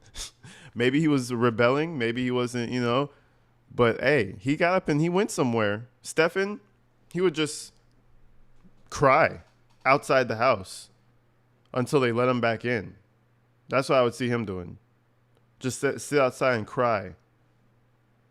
to be more interested in drugs, alcohol, partying, sleeping, and just Sex.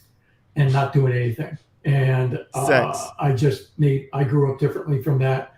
I was blessed to have a good circle of friends. Debbie the same, but how he seemed to gravitate toward these people that weren't a good influence for him, which is why we disapproved of Jen, because again, she was not a good influence for him.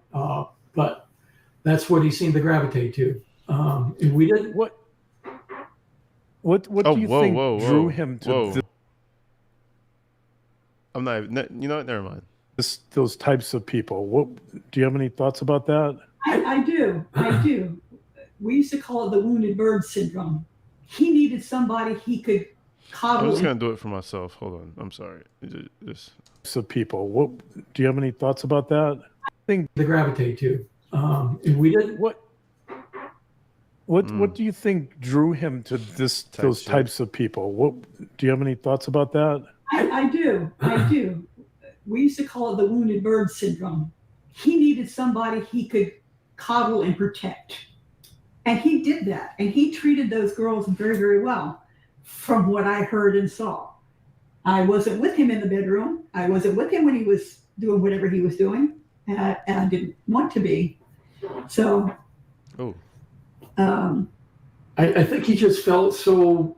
His self-esteem was very low that maybe she going crazy in there. She go. Actually, I understand the separate bedrooms now. I automatically get it. I'm gonna shut up. I'm gonna be quiet. Yep. Separate bedrooms. Yep.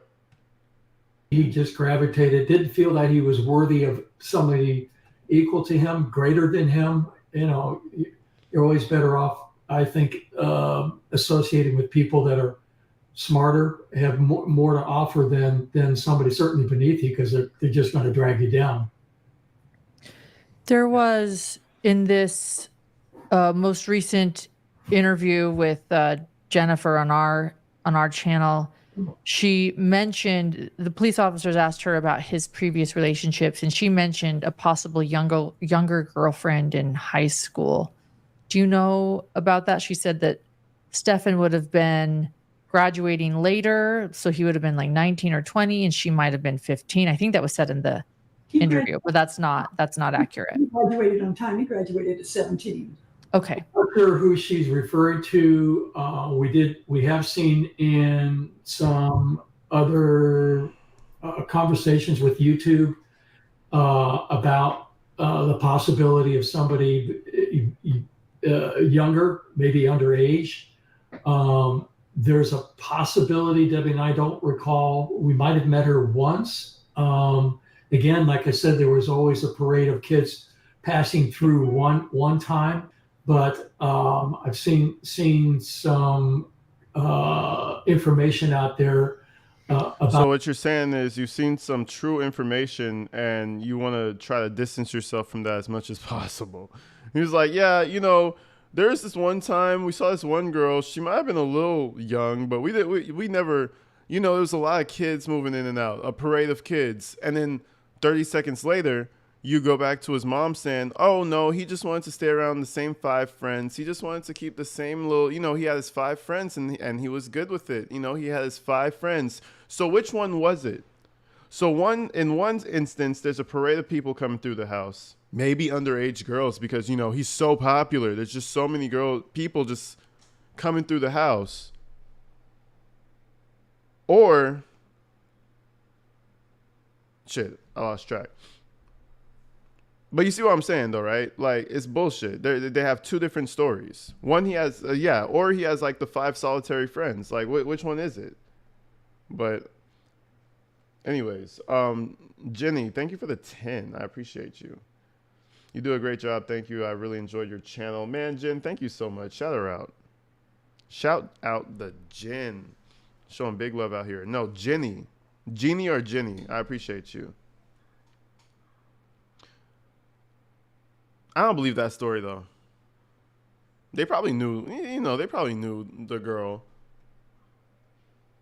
About this person, and I think one of Stephans' friends alluded to it in a conversation on another YouTube about a younger girl, but I only assumed that it was an acquaintance and that there wasn't any type of relationship. And again, later, from what I'm seeing from the information that I've seen out there, that there was never, to my understanding, there was never a relationship there, but we were made aware that this person was younger than what she appeared to be. In the last few months, never then. But the other thing is do most parents stop their girlfriends at the door and say, excuse me, do you have ID and how old are you? The only thing I remember of her was Stephan coming in and saying, hi, this is so-and-so. I can't even remember her name. That's horrible. That's like I said, it's just a parade of people. We're going to go up and watch some TV. Is that okay? Yeah, sure. Would you like some snacks? You know, get you some Cokes, chips, whatever, go up with you. And that was it. She came back down. She wasn't adjusting her hair. She wasn't adjusting her clothes. I don't think they were up there having sex. They were just visiting. And it was only like a 45-minute visit. So That's plenty of time. Knowing Stephan Stearns, he could have went like 4 times in that amount of time. What are you talking about? Who knows? Right. No. And I never questioned anybody. The other girls that he was with, he was in school with at the time, so they were his age. Yeah. Yeah, I was gonna ask that. Were most of his friends his age, or was he drawn to younger friends? They were all his age. As far as we know. As far as you know. Okay. Yeah. It's also been mentioned, and I guess this goes back to John's question about him being childlike, Pokemon cards and some toys as an adult. Was that an interest of his? Was it toys or was it simply Pokemon or? No, the Pokemon died when we were in Windermere. Oh no! What's up, Pokemon? Tiger Girl? It's obviously it's a big cult. It's collection now. Yeah, it is. It had told me fairly recently that it had become a big thing. Stephan was big into that at the height of Pokemon, but he said that the cards have a higher value now, and that there's a cult out there that collects this stuff, and it lives. And Bro, there's a cult. Bro, the only cultist is your son. The only one who's on some weird shit is your son. There's a cult like out there who wants to collect the cards. Trust me, people collecting Pokemon cards, most of them are just regular people who like to collect Pokemon cards. You need to go a bit deeper. It's not the Pokemon cards. See, next thing you know, he's going to say it's the cards that changed them. And he's always into the latest and greatest of toys. And my God, being exposed to all the toys available at Disney, forget about it. Oh my gosh, he was Star Wars. What are those? Kimagachis. Thank you. Those things. He had a collection of those. I don't know. Unbelievable. Lightsabers. Boy, you could come to, forget about coming to the house, you could get your head lasered off, lightsabers all over the place, and spend all this money on that. It's like, hey, but we're not taking care of your car. Right. So we're talking lightsabers as a 37-year-old, not shit. 16. Yo, thank you so much for the 100, Mary. That's the fat red 100 in this bitch. Stop playing. Thank you, friend, for a great live as always, man. Shout out Mary for the love, man. Appreciate you, Mary, man. Throw some red hearts out there for her. I appreciate that. Big time shit. Showing big love out here. Hey. Nah, I appreciate you, Mary, so much. Hell yeah, I appreciate that. Fucking awesome. Long-time moderator, long-time viewer. Shout her out. Shit, how long a member? You're almost a year member as well. Shit, everybody shout out Mary for the love, man. What is that, like 8-9 months? Hell yeah. I appreciate you, Mary. Well, both. Both. Okay. Yeah. Never got over Gotcha. it. Hell yeah. Okay. Throw them hearts out there for her. I appreciate you. But yeah, it's odd to me that a 37-year-old man would buy one of those, what is it, that the white helmets on the bad guys. Star Wars helmet, whatever. And glove, whatever the glove was that. Well, listen, you've got these guys that are just into this stuff and they just collect the stuff, and he obviously had a fetish for it. What can I say? He's using some really weird words, like a fetish for toys and cult Pokemon collectors. Like, you could just say he was a weird person who collected this shit. A fetish for toys? I don't think it was that. I don't know. It's a weird word to use. Nah, thank you again, Mary. Shit. I'm seeing them hearts come through. Thank you so much, Mary. John, do you have any more questions about Stephan growing up or these types of? Do you see the Yeah. See the disconnect? How we were just never able to just get him to assimilate into adulthood, and said, hey, draw the line in the sand, step over the line, and now we're an adult. Leave this behind or just visit it every now, but the focus is being an adult. I kept waiting for that shoe to drop, and it just never got there. The other thing that we were chastised for, apparently, was allowing him to have a firearm. I mean, you gave a fucking moron a firearm. I don't think that's the best idea. Shit, Janet, thank you for the 10 pounds, man. Man, you guys are out here. Shit. Hell yeah. Thank you, Janet. I appreciate you. That was brought up. And Shout out, that Janet. was for his, was it 25th birthday? No, 21st birthday. He was 21 was the tattoo. no, again, he was robbed at gunpoint at Yes, he 18. was. Mhm. And he swore up and down that when he became legal age, he was going to be able to defend himself. So when that happened, I immediately joined him, and I hired a former Black Ops guy. We spent 40 hours, Stephan and myself, with this instructor for 40 hours doing Not all at one time. right one-to-one. We know, Debbie. Training with him. Did competitions. Yeah, we participated in competition. He was very responsible with that. Taught me a lot because he invested time in educating himself about firearms and what have you. But it was a method for me to bond with him because I wasn't going to hang out in the store. Bro, he's a 21-year-old. Fuck that bonding shit. The fuck you talking about? He needs to come to you. But you see what I'm saying? Even when Mom said, "Oh yeah, 21 was the tattoo," I am 21, Mom. Respectfully, I am going to get a tattoo if I want one. But he lives with them still. I could say that because I wasn't living with my mom at the time. But it's like they're keeping track. Like 14, he got his first trophy. At 15, this happened. He got his girlfriend. At 21, he got his tattoo. Yay. At 40, he's like, what are we doing, bro? It's like they're still checking off accomplishments way past the age that he should even be at home. Like Star Wars arena. I wasn't going to get caught up in Gamagachis. I wasn't going to be doing that with him. Or Warhammer. But we did go and participate and compete in gun competitions, and it was fun. It was a bonding opportunity, and that's why I got involved with it. Yeah, Lauren, to answer your question, I did have another question. After the accident, you guys mentioned that you thought there were symptoms of PTSD. It sounds like maybe there could have been some depression too. I'm not quite sure, but Yes. okay, Completely. Debbie, chill. Did you guys ever consider, or did you get him into counseling, or did you try to get any help for him at any point? Well, he, as an adult, he was in counseling and Been years. for years. So Okay.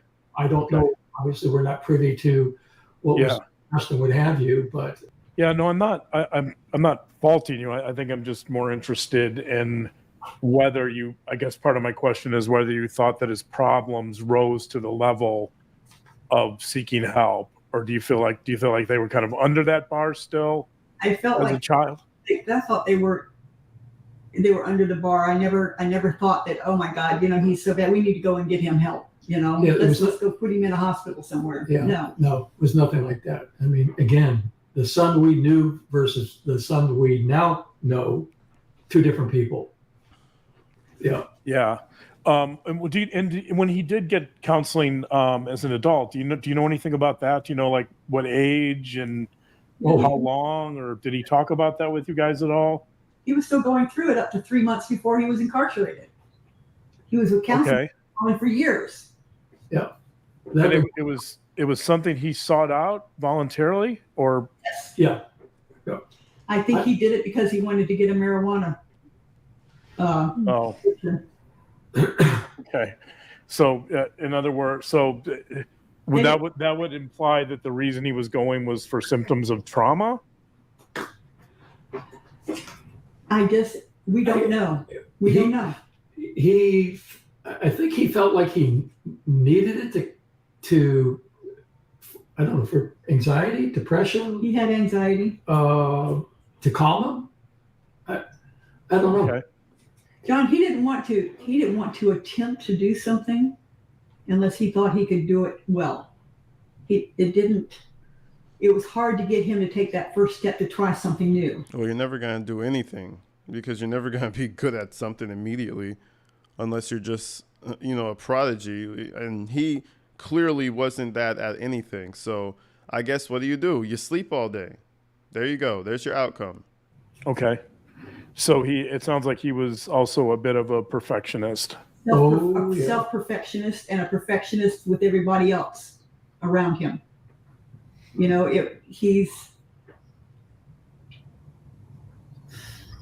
was, I think he was an emotional bully. Could you say more about that? Well, because I think he wanted people to rise to his level when they're talking, if they're talking and they're not making sense to him, he would say something about it. Oh, he's going to try and make you feel like a dumbass. People don't understand. Stephan had an IQ that bordered on genius. Seriously, I'm not. Oh my God. Moms, go get Debbie a margarita so she starts making more sense. I think the tank is dry. She's too sober for this because her crazy is showing. His IQ bordered on genius. I haven't heard anything about Elon Musk doing any weird shit with any little girls. And guess what? If he was, he's too genius to be caught, right?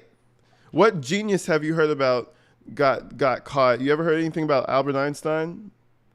He's too genius if anything ever happened, right? He's too much of a bro, you're a dumbass. If he was a genius, how did he rip the tire rubber off of his car and tell people that he got a flat tire? Just a regular old flat tire. Rip that shit to shreds, but that made sense. IQ level bordering genius. I would assume he would be too smart, right? But no, apparently he made about 5,700 different mistakes. So we might need to reassess that. Just saying. I'm saying that because we might need to reassess it. Debbie, I believe that you believe that. Okay? I believe that you believe that. It's fine. It's fine. It's okay. I'm his mother. I'm saying he was tested. He was very high IQ, but the functionality level that he had with that IQ was not there. It didn't match unless he wanted it to. He's dumb as a sack of fucking rocks. Trust me. Listen to me. He's not smart. Just in case that crossed your mind. And when it matched, it was magical and it clicked. He could become almost expertise in anything once he did a deep dive into something that interested It's him. called obsessing over something. Anyone could be an expert on something if they're just fucking read and talk about it all day. Shit, I probably know everything about fucking... What do I know everything about? That I research I probably know everything about how to grow a weed plant, I know everything about it. I know from the seed to the budding phase. Let's go. I'm a genius. It's I watched a lot of fucking YouTube videos about it. It doesn't make you a genius. Yeah. Unfortunately, nothing that he went to find a job with interested him. So yeah. Yeah. Was that testing done, by the way, as a consequence of the TBI? Or was it Dumbass. let me back up a little bit. That after his accident and the traumatic brain injury, and I guess I should say what a TBI. I guess we haven't defined TBI. Maybe some people at this point don't even know what the TBI stands for, traumatic brain injury. So in other words, it would be, in simplistic terms, it would be potential brain damage. yes. So could you talk a little bit more about the aftermath of that? Was he hospitalized for a period of time? Nope. No, they treated him, kept him for a couple of hours, did a bunch of x-rays, did an MRI, Okay. him home. Because Okay. I think they offered to keep him overnight, but I wanted him to come home. I would rather at home than in a hospital exposed to a lot of germs. And I'm kind of weird that way. I don't like hospitals, but Yeah, that makes a lot of sense. The most sanitary place in the city, but you're scared of a lot of germs. Yeah. We could go back to the doghouse where you guys live. I did. I ended up having to take him to a chiropractor to get him to walk straight again. He was walking on a cane for over a month. Wow. Okay. So he walked in there on a cane. He walked out twirling it around like, Groucho Marx. What's up, Chopper Lily? But the car had run over his pelvis and his low back when it hit both times. So he got double squatted. Did you notice any? Eat a bag of DS. Oh, eat a bag. They definitely should have stayed quiet. They shouldn't have said nothing, because now they have this buffoon ass interview all over the internet. Now I think there's gonna be a small population that's like, oh, poor parents, no. But everybody's gonna see through this dumbass interview and be like, okay, these idiots really are trying to save face. You're doing it too early. Do that press run when everything is dying. Leave that taste in everybody's mouth. You're gonna say all this shit, and then now if you say something kind of off the record, something that's not too correct, it's gonna be exposed once again when the trial starts. Not that it's going to send them to jail or anything, but it's just going to make them look like even more of some jackass piece of shit parents. So I agree. They definitely should have just shut up until the trial. But hey, they were itching and scratching. Yo, Jennifer, thank you for the membership. Welcome in. Welcome. Jennifer is a member now. Shout out, Jennifer. Any memory loss from after the accident? Yes, I did. He couldn't recall things easily. We would have to sit down and refresh his memory on some things that happened. He would look at pictures and he would say, where was this taken? When was this? So yes, he lost a chunk of memory. Okay. Sure. And so was the cognitive testing or the neuropsychological testing, was that done later to kind of assess? That was that was because of the school system. Oh, they highlighted him as they thought potential ADHD, and we ended up going through a doctor then who evaluated him, gave him all kinds of tests and everything, and found that yes, he is ADHD, and he wasn't before. He was very focused before. I mean, the kid was laser scope focused on things. After that, he couldn't keep a conversation going, or he would skip ahead. He would know what you were going to say. He could project out what you were going to say, and he would start answering what you were going to be talking about in 5 minutes before you ever got to it. No, that's just called being pretentious and a dumbass. Save your breath. I can answer that for you. Yes, what you're talking about is blah, blah, blah, blah. And yeah, I think that it's kind of a stupid take on things, but this is what I think. That's called being a pretentious dumbass. You ever seen Family Guy? The dog, Brian? Yeah, he's being a fucking Brian. Get the fuck out of here. He can telepathically see where I'm going in 5 minutes and just start answering in the future. Lady, come on. Like, how... I know it's your baby, but you know what? The worst thing on her is that she created that. That's why she keeps trying to come up with all this cope shit. She's just coping as hard as she can. She created the little monster, so it has to be this, or it has to be that, or it has to be the other. Like, come on. No overnight hosp stay for TBI. That's bullshit. Thank you, Jackie, for the £2. Hey, she said he didn't stay overnight. He didn't stay overnight. Who knows? Who knows about the whole TBI? They say TBI so often, I don't even know if he even had one. TBI, like he had a brain injury. Or no. Every time. Oh yeah, his TBI. Oh, his TBI. Listen, I'll just sit there and say, okay, ma'am. Because at the end of the day, who fucking knows? And it drove his teachers bananas. Gotcha. And so I presume that whoever did the testing knew about the brain injury. Yes, they had all the records from the Okay. Okay. Gotcha. Okay. Interesting. That would be an interesting report to read for sure. I wish I could find it. I can't. We've moved too many times. I don't know. It could be buried somewhere, but I can't put my hands on it. I can't. In fact, we would like to see the doctor's reports too, and I believe that because there was a lawsuit over the accident, that there is a copy of it someplace in Sarasota, in the county. So yeah, his defense attorney will probably want to see it at some point too. By the way, they know about it. They said they would find it. Welcome, We got all Valkyrie. copies of the. He was when he had that kidney surgery in California. He was one of the first people that they used the robot on, and so they used his case in a book. Oh wow! Wow. One of it involved one of his arteries being looped over the top of his ureter, and as he grew and his trunk expanded, it was pulling that artery tight, like crimping a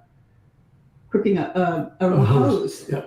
And he was at a track meet, and after the track meet, he was in so much pain that we thought he was having appendicitis and rushed him to the hospital. The pain was similar to having kidney stones. I mean, he would be in such excruciating pain he would throw up. Mm-hmm. Wow.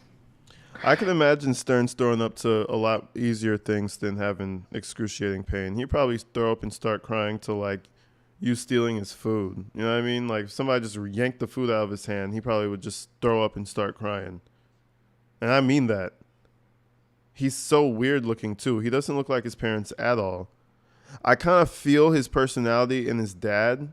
Kind of like that same little, just deep down in his dad, I could kind of feel that Stephan Stearns kind of personality a little bit. But don't look like him. Don't really act like him. Just an anomaly of a person. As a research psychologist, I would love to talk to. Yo, what's up, Dr. Vanna? I appreciate the $2.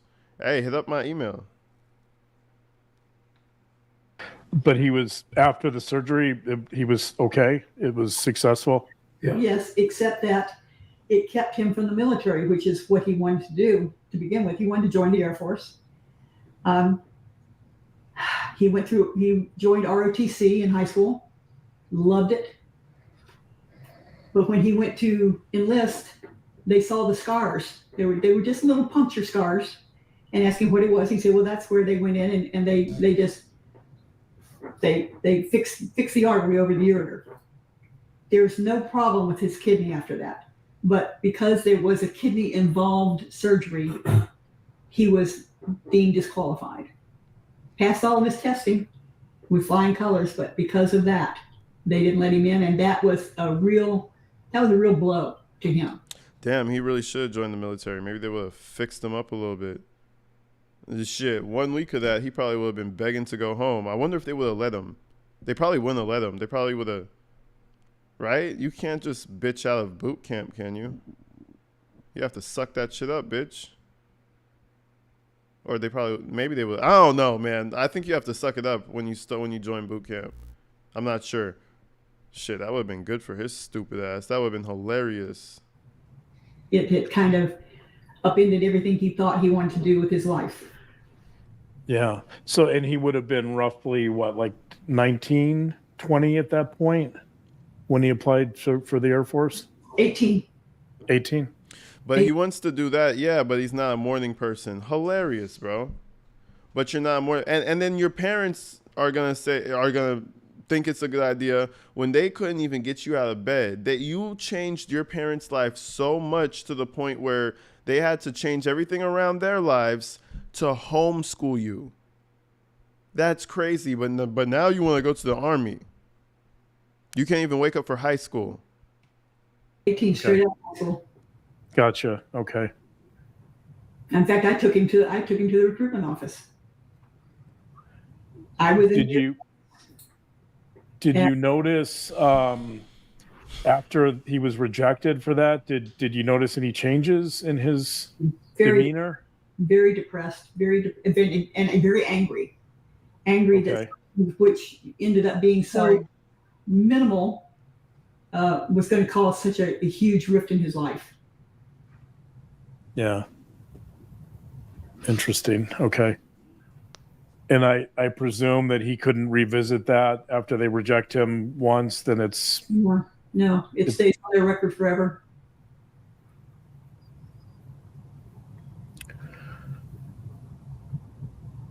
$600 you guys voted. Most of you guys, it's a 50-50, but the majority said you guys think the parents did not know that Madeline was being manipulated like that at the house. But yeah, I'm still on the fence. I'm not sure.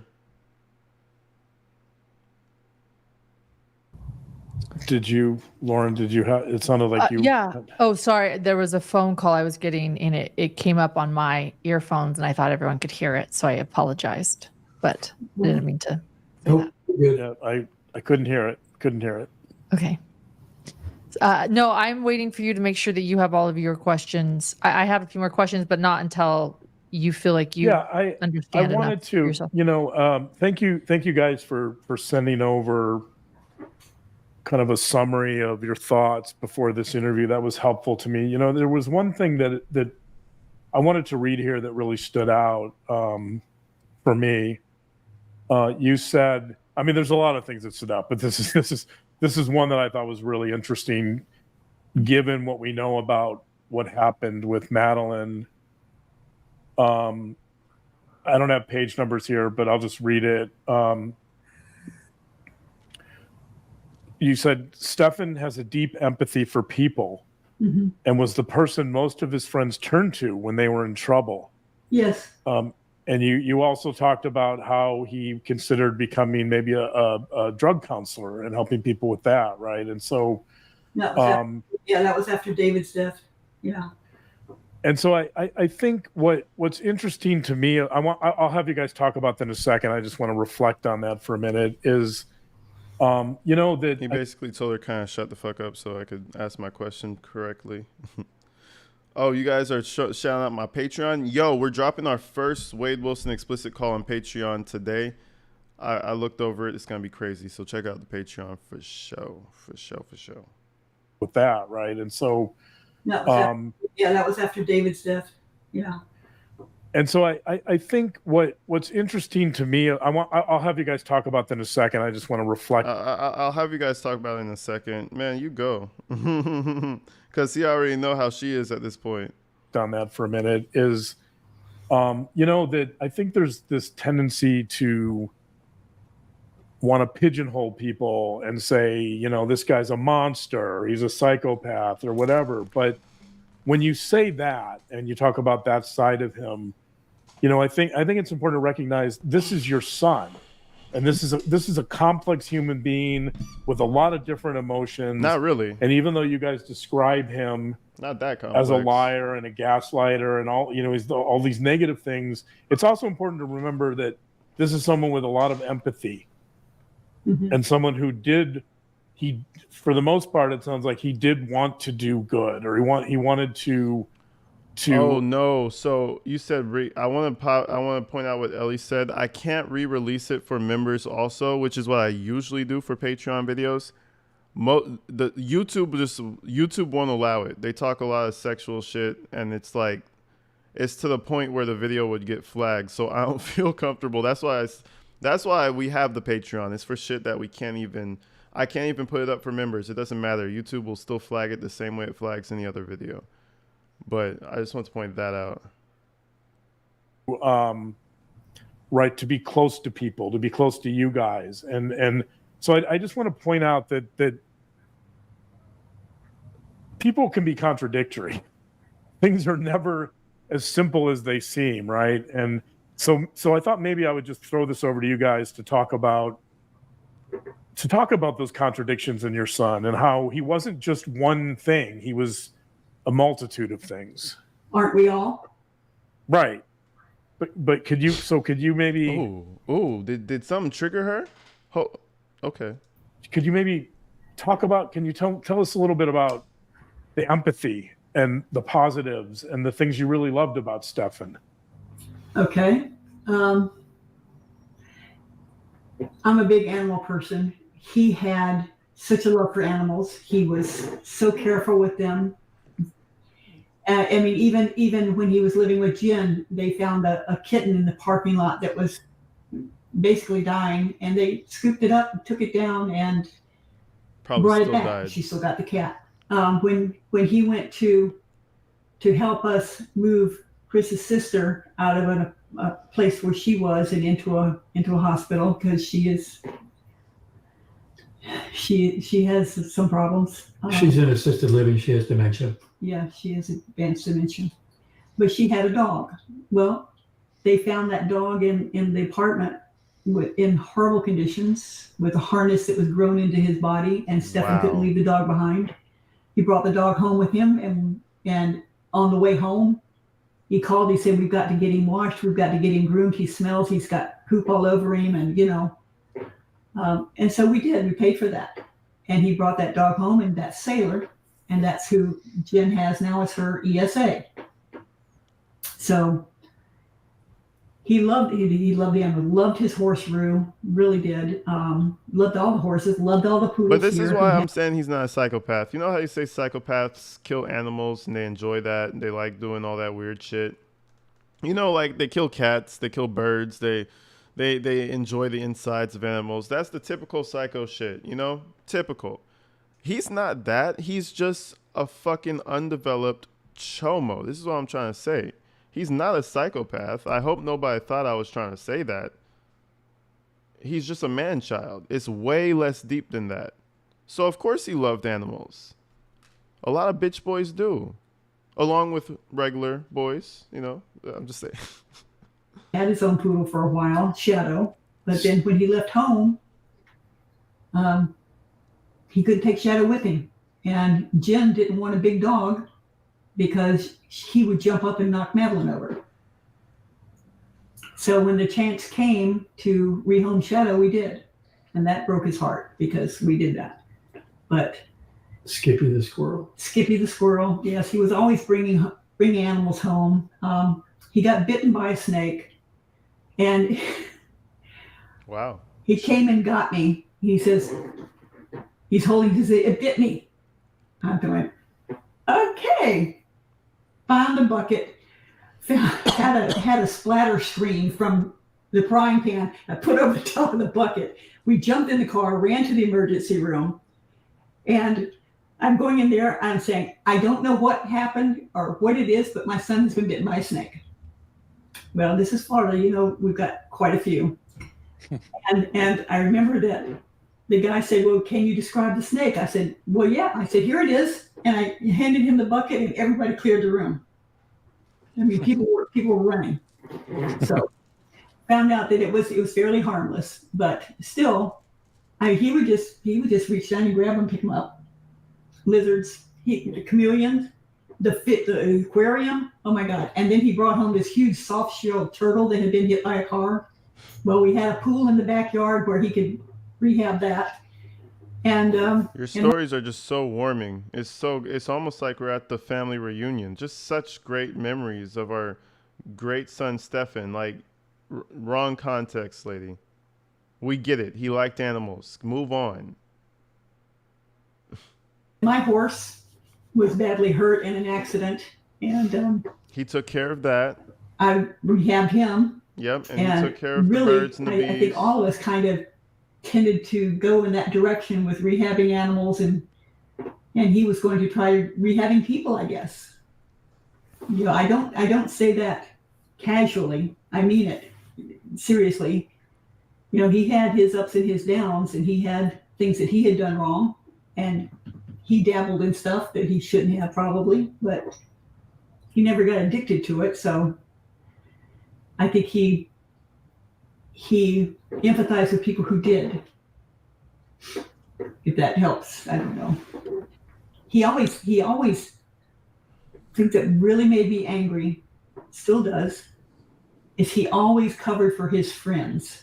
She always says He would this. lie to us about what they were doing when they were doing something wrong. It's like she's jealous. And I felt like that was disloyal to us because he would bring them into our house and ask us to help them. And I would, because my mother did the same thing to me. You know, any of us who had a friend in need, my That's a mother's friend house was indeed. open. If she had a child in need, house was open. She took me back in when I needed it. You know, during our almost divorce that everybody seems to be so interested in. It happened over 30 years ago, and Yeah, I mean, it happens. People cheat on each other and they stay. And sometimes people stay in the same house and sleep in separate rooms because they hate each other. You know, it happens. I'm not very interested. We already found out, understood, and moved on from that, ma'am. So, you know, you don't really need to go any further. if we could get through it and forgive each other and come back stronger, why can't they just leave us alone about it? And I don't think that affected Stephan.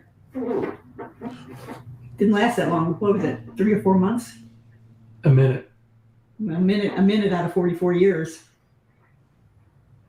Did you talk to Stephan about that situation?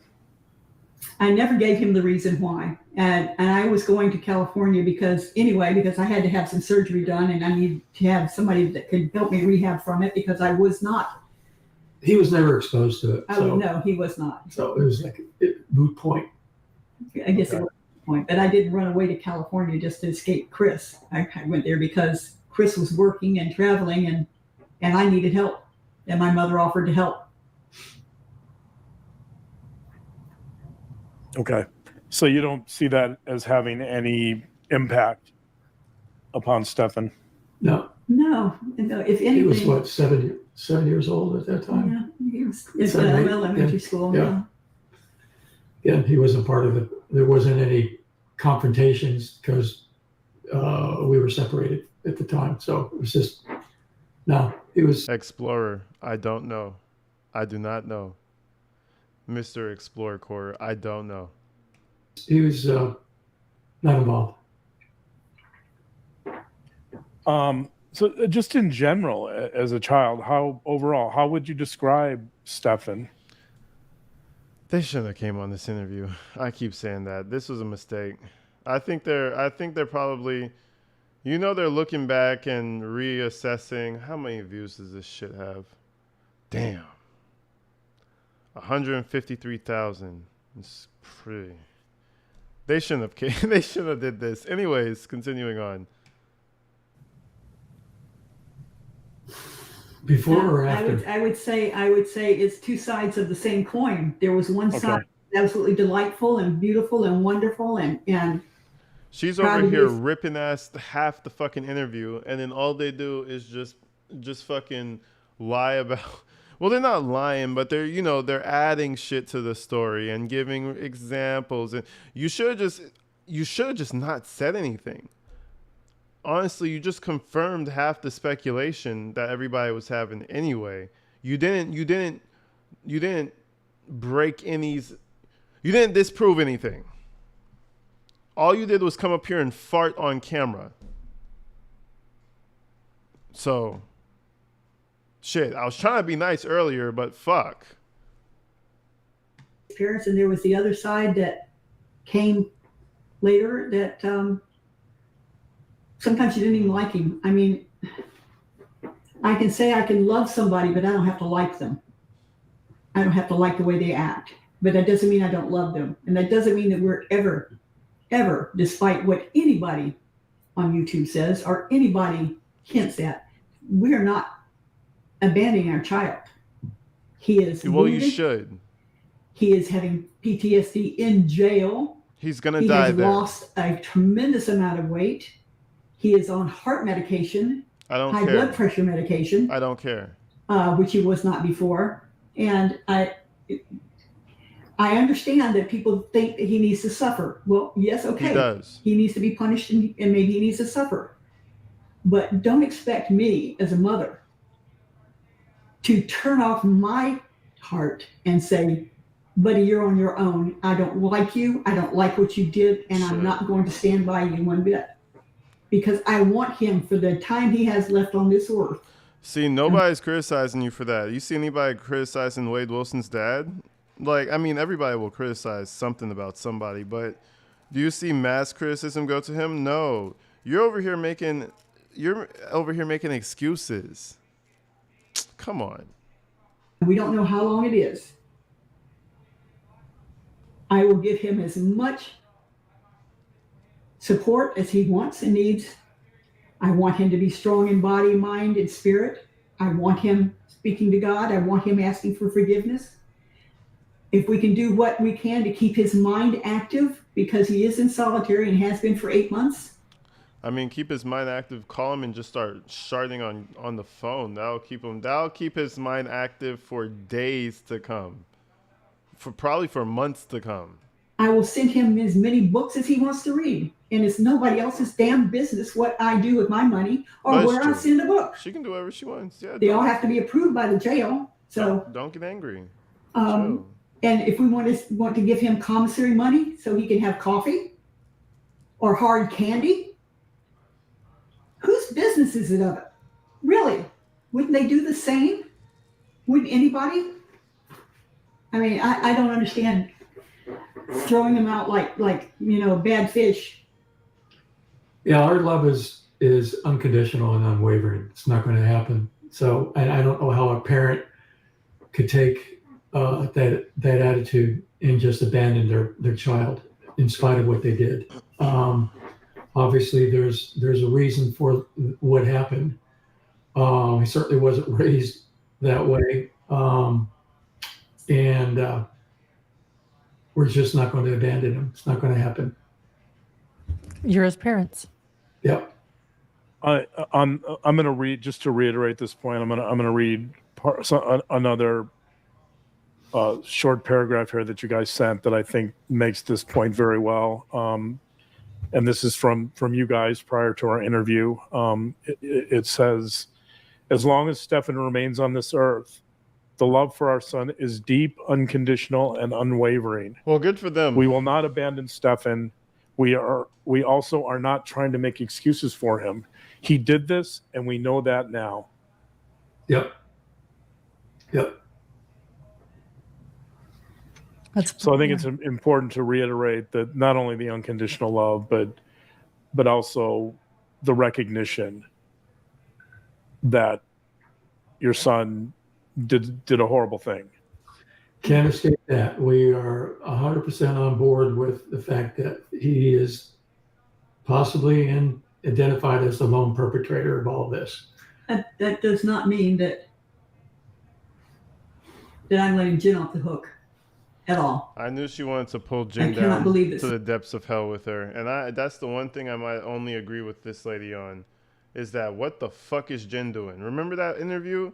We spent 5 hours covering that bullshit. She's over there curled up in the couch, crying while looking at the police officer, curled up, sideways. Bro, that lady, fake crying, might you add. How the fuck is she not in jail? Somebody let this go on underneath their nose for 7 years.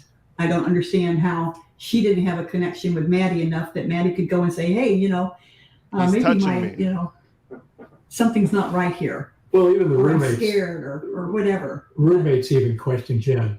I said, "You're okay with this? You're allowing this?" I was like, "Huh?" And apparently she did. But the immunity just galls me. I'm sorry, it galls me. All of the lies, all of the things that she did are all wiped clean. She never has to worry about it again. Did they give her complete immunity? Conditional. Well, I think it's, I forgot what they call it, derivative? No. Derivative immunity. Yeah, which essentially means that at this point in time, she cannot be charged with that interview that she gave or what she shares with police. But if there's additional evidence of a crime that shows up, she could still be charged for. Yeah. Well, ask yourself the big question, the really big question out there. All of that stuff on the computer, all of that stuff on his phone, all of the money that was coming in by the handfuls and the way they were spending it. Where did it come from? And could she, I mean, obviously she also participated. Do you guys really think that they were selling that shit? Hold on, I need to close this window real quick. Hold on, I'm gonna play that back while I'm closing this window. Do you guys actually think that they were selling that shit? I mean, a camcorder, they said they had, you know, the lube and whatever. Like, that would be crazy. Like, and to think of all things to think about of selling. Of all things that you can illegally sell online, that's what you came up with? It again. Oh, they turned it down. Never mind. I might be loud myself, to be real. No, that's perfect. He's fine. All right. Did they give her complete immunity? Conditional. Well, I think it's, I forgot what they call it, derivative? No. Derivative immunity. Yeah. Which essentially means that at this Everybody point in says yes, they were time, selling. she cannot be charged with that interview that she gave or what she shares with police. But if there's additional evidence of a crime that shows up, she could still be charged for. Yeah. Well, ask yourself the big question, the really big question out there. All of that stuff on the computer, all of that stuff on his phone, all of the money that was coming in by the handfuls and the way they were spending it. Where did it come from? You? And could she, I mean, obviously she also participated in spending the money. So do you think she was at all culpable? We don't know that. Don't know. Don't know. We're very suspicious that there was some sort of enterprise going on. And of course, the police won't tell us anything about that. That was one conversation or question I had with them. And it almost sounded like they acknowledged Stephan and eliminated Jen, but something definitely was going on, and I haven't been able to figure that out. But I feel there's something else out there. There's a bigger web, possibly. As far as I know, I mean, that in all the images they have, there's not a single image that I'm aware of where Jen is in it. From what I've read, everything is perpetrated by Stephan. Right. I think there's definitely a lot of interest in Jen's potential role, and it's certainly something we've raised on our channel in terms of what did she know and what was her involvement. And right now, you know, my presumption is that while she may not have been the best mother, there's not sufficient evidence to really charge her with any crimes at the moment or to implicate her, you know, in any of the illegal proceedings that we know of. And that's not to say that can't change. Yeah. You know, so at this point, Awkward ass silence. You know why? Because I can't speak for these two, but I'm sure they don't even fuck with these people. It's like, ew. But, you know, we got to do this interview. That awkward silence is just like, ugh. right, we, I guess the next step is the trial, unless, like I said, another shoe drops. But we're not expecting anything else. Of course, we haven't expected any of this either. So, you know, we just sit and wait for the next wave of information, if there is anything. I still think it's an open investigation to some degree, but to what extent, I don't know. I would like to say something, Please. and that is that for all that I thought that their relationship was toxic, which I did, we loved Maddie. And I liked Jen. I didn't love Jen, but I liked her. And I feel great pain for her having lost this child and her family. I can't put that aside, that she has lost her child. Thank And so for that, my heart goes out to her, and I say prayers for her. I say prayers for Maddie. I say prayers for Stephan. Yeah, so much tragedy in all of this. It's just, you know, what started out as going to a birthday party has turned into an absolute nightmare. I wish I was able to prevent him from going, but it was Maddie's birthday, and She that was an called and occasion. asked him to come. So She called and specifically asked him to come. No. Yeah. You know, you happen to live, we've talked about this, in the same city as the Laundries, the Right. Laundries, Brian Laundrie's parents. Yeah. And people have compared you to them. And I want to point out something that I think is very clear from the FOIA documents, and that is that you've continuously cooperated with police. And I want to point that out, and thank you for that. And while your voices have sometimes shifted through the process, because as you've stated, you learned things along with the public, you were processing things. I know that since we've been talking to you, and admittedly we have talked to you before this interview, you share different views, and we've watched you sort of progress with the truth and the information that has come out there, just as we have, just as everyone has. And I want to point that out and acknowledge that for you, and see that you're changing your views and you're shifting your views and you're open. You also shared with us something that, I can't even fathom. As you learned about things slowly and were, again, processing and taking this in, and you handed over evidence to police. Here you go. Here's this, here's this hard drive. Take whatever you want. You let them into your home. Police is what I mean. They brought And our dogs in. yeah. I mean, let her finish your thought. okay. No, go ahead. You can interrupt anytime. This is for us to listen to you. Well, what's interesting, like I said, that Wednesday back in February, while I'm waiting to talk to the police, I'm not even sure they're even going to talk to me. The opening conversation was, were you aware that Stephan was in Northport? What exit do you live off of? Do you know that Stephan was in Northport? I go, what? You're serious? I just drove the middle of the night, tucked him into a hotel room. I went to bed, and within an hour, he's out of there. He actually runs to St. Cloud, then he goes to Northport. And how, as a father, do you not know that? You do sleep real heavy? That's another part of the story. I'm not saying he's lying. I highly doubt it. But it's just like, bro, you didn't hear the car leave? You didn't check? I guess you didn't check on him. I guess not.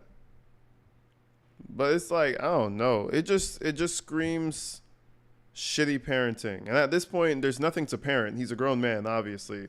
But I'm just saying, it just kind of shows you how they probably did things while he grew up. How he ran over by a truck twice. Maybe you shouldn't have had him over there in that area. I don't know.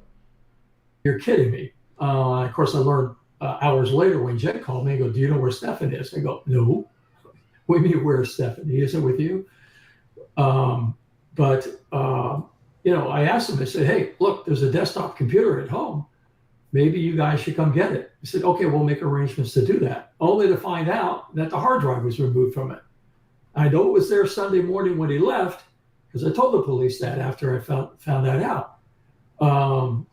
So he purposely removed that hard drive. Why? Well, again, as I explained to the police. Yeah, somebody just commented, either bag, oh, Jesus, you're hilarious. Either bag of D's, your name always catches me off guard. His dad is over here tucking them in. I guess I gotta go call my daddy to fly over here and tuck me in, because that's how I go to sleep now. The fuck is going on? Ain't nothing wrong with dad tucking you in, but just the way he moves, bro. Just everything he moved, everything about his dad. He was the problem.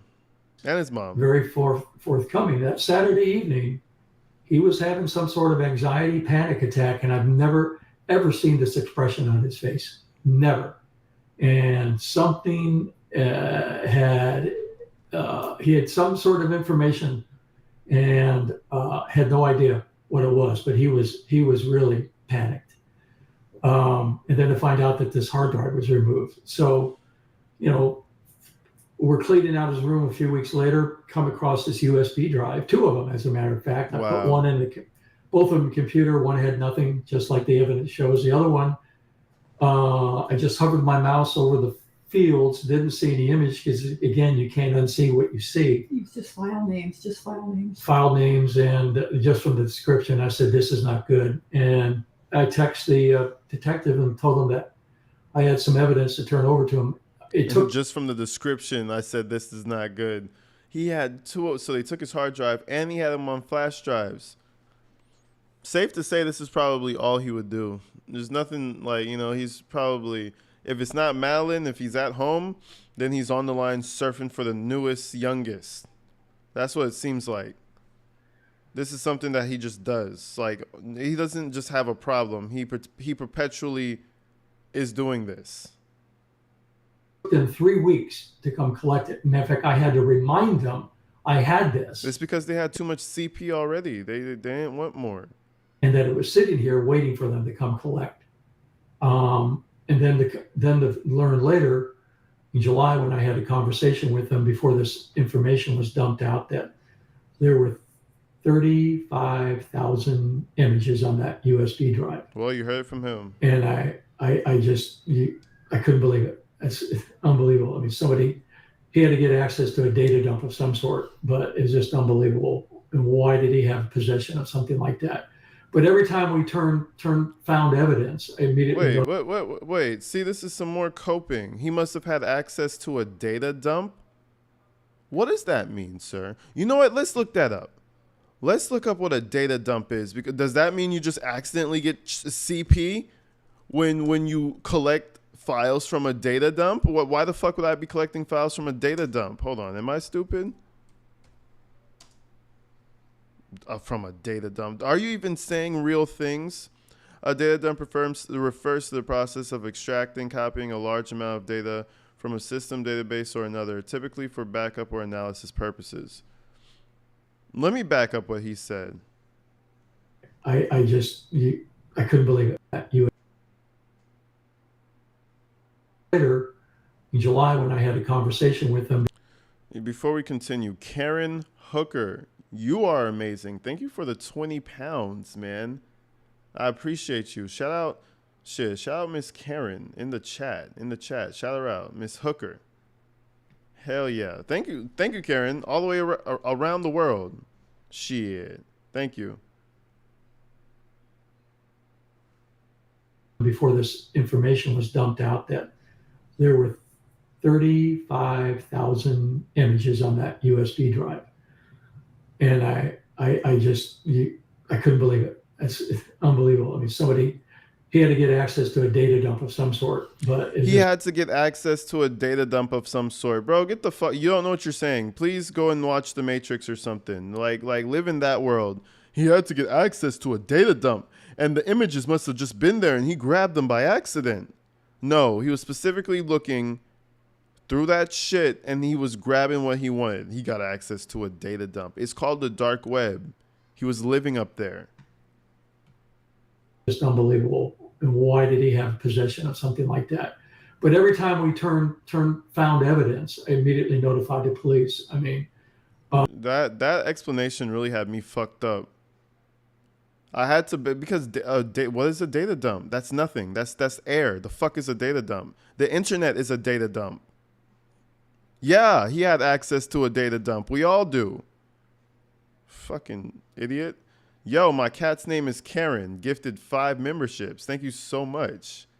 Shout out. You made me think about a Jim. A Jim's not even here. Shout out, my cat's name is Karen, man. I appreciate you. Karen and my cat's name is Karen, going hard out here. Shit. I appreciate the both of y'all. Appreciate that. Hey, shout out the new members. We didn't want it in the house. It was toxic. Yeah, didn't want it in the house, but at the same time, we didn't want any appearances of being complicit and trying to cover anything up. We were, at this point, we weren't interested and we wanted the truth out there. Yeah, I remember you sharing that, discovering that 30 over, I just can't even imagine how many images, and learning, right, that Stephan had this in his possession. And I can only imagine. I didn't even know I don't know how big that drive was, but I didn't imagine that you could hold 35,000 images on it. You know? Yeah, it can. It's called images, not. Well, I guess video they can file. hold gigabytes of stuff, so I guess they can. But it's just What are data bytes? Are you just talking in computer gibbers? Data. What is a data byte? I didn't imagine that you could hold 35,000 images on it. You know. Well, I guess they can hold gigabytes of stuff. So I guess gigabytes. I'm sorry, sir. I am sorry, good sir. Continue. My they can, liege. but it's just hard to believe it. I feel sorry for the person who went through it and looked at every single image. And the detectives did. Now, see, I just would say no. And I think they would respect my wishes. I don't think I would get fired. I'll just be like, I'm not doing that. Nah, but if you're just a detective, you got... No. Let AI do it or something. That's a good use of AI right there. You have a CP situation. You mean to tell me a detective had to go through every single... Well, I guess you have to. Because then what if there's other people involved? So you have every single picture. You know, his ripples don't just affect, you know, there's always crime that's going to happen. But, you know, when there's fucking pieces of shit like this, it doesn't just affect you. That police officer still has that shit on his head. Good luck with that shit stuck in your brain forever. So, yeah. I mean, how do they unsee that stuff? How do they even... They don't. They live with it. I feel like I need to give prayers for them. They probably really, need it. That had to have been so hard. So hard. And people who said that he should have thrown Maddie in a lake and let the alligators eat her, or, you know, throw in the woods and let bears eat her, or whatever. Yeah, it's a psycho response. I don't think that he did that. I think he was careful in placing her where she would be found quickly. I think somewhere deep down inside, he did not want her out there very long. You know, I went to bed, and Debbie went to bed that Monday night when the supposed disappearance happened, and Stephan describing trafficking, what have you. I went to bed thinking the worst, that she's in a shipping container, you know, crammed full of other kids and going to be deprived of food and water and access to the bathroom for days on end. That would have been the best case scenario. They may have found her, but no, it was worse. Stephan was there. Your son was there. It was even worse than that scenario. What have you. That was the impression I was left with Monday evening, and then carried over into Tuesday, and even later into that night, and not discovering until much later that it was all made up and that there was something more serious involved. I mean, really ticked me off. Not only that, but it caused us high anxiety, which we don't need in our condition. And, you know, that was what I was doing out there screaming at God. Why? Why would you do this? I am a Christian. I don't know that I'm a great Christian, but I am a Christian, and I do love people. I just don't understand them all the time. But I do have empathy for them, and I do, even these people who have sent me some ugly things. And guys, please don't send none of these people ugly shit, because next thing you know, they do some dumbass shit, and then you feel bad about it. So don't send these people no type of shit. You don't know where they're at, especially, you know, people in this state of mind are fragile too. So, you know, let them go through what's coming to, let them go through what's coming to them.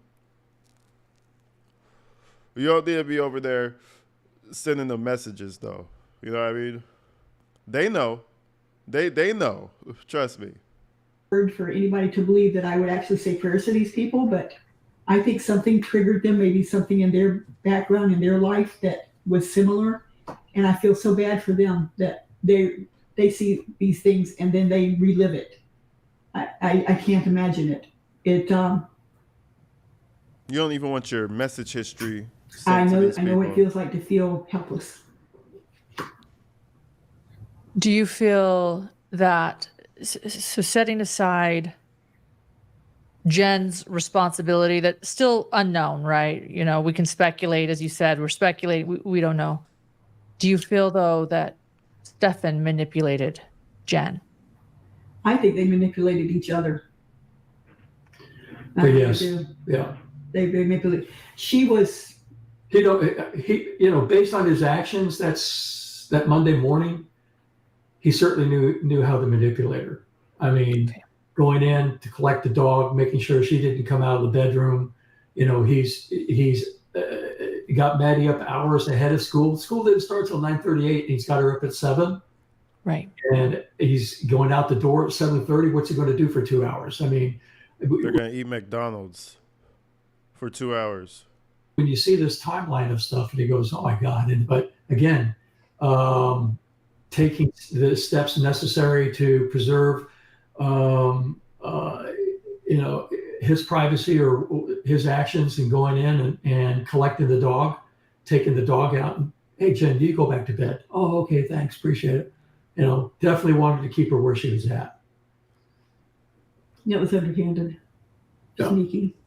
I mean, Yeah. Lauren, if it's, I pray to God that it was an accident, that he got mad and that it was an accident, because we Sure. have really gone that far. Because that makes Sure. it better. Because he did tell us that he put her, she went to bed, and that when he went out to walk around and blow off some steam, he came back and to check on her, and she was cold. He said he discovered her. Okay, so Don't know if that's the truth. yeah, don't, that's the truth. Don't know if anything's the truth, but It's what he told you. Yeah. it's just Lips are moving. Don't know if it's the truth. Right. It's just what he's relaying. Yeah. And I'm sure you do a lot right now to protect and process what happened. I guess, do you have anything else, John, to say when it comes to this, or could I? Yeah, you and I, we've talked about this that on previous shows, but I can come up with plenty of scenarios where it seems like a very logical explanation to say it's an accident. It at least as much as saying it's premeditated. So yeah, I don't think it's clear cut. I mean, Stephan knows. Stephan knows. Stephan knows. We don't. Whether or not he's telling us, we don't know. Yeah, whether he'll ever tell us the truth, who knows, right? But I presume if somebody's going to find out, it would be you two. Yeah. So, but I don't think he wants to put himself in a bad light with us. I think he wants to preserve some sort of image of himself as being culpable, but not completely culpable. Yeah, see, there's just no way for him to communicate with us without everybody knowing. You can't have face-to-face meetings. Everything's either text with the tablet or a phone call, and it's all monitored. So, yeah, we'll never know. And that's how the prison system should always stay. Oh, my phone died. No.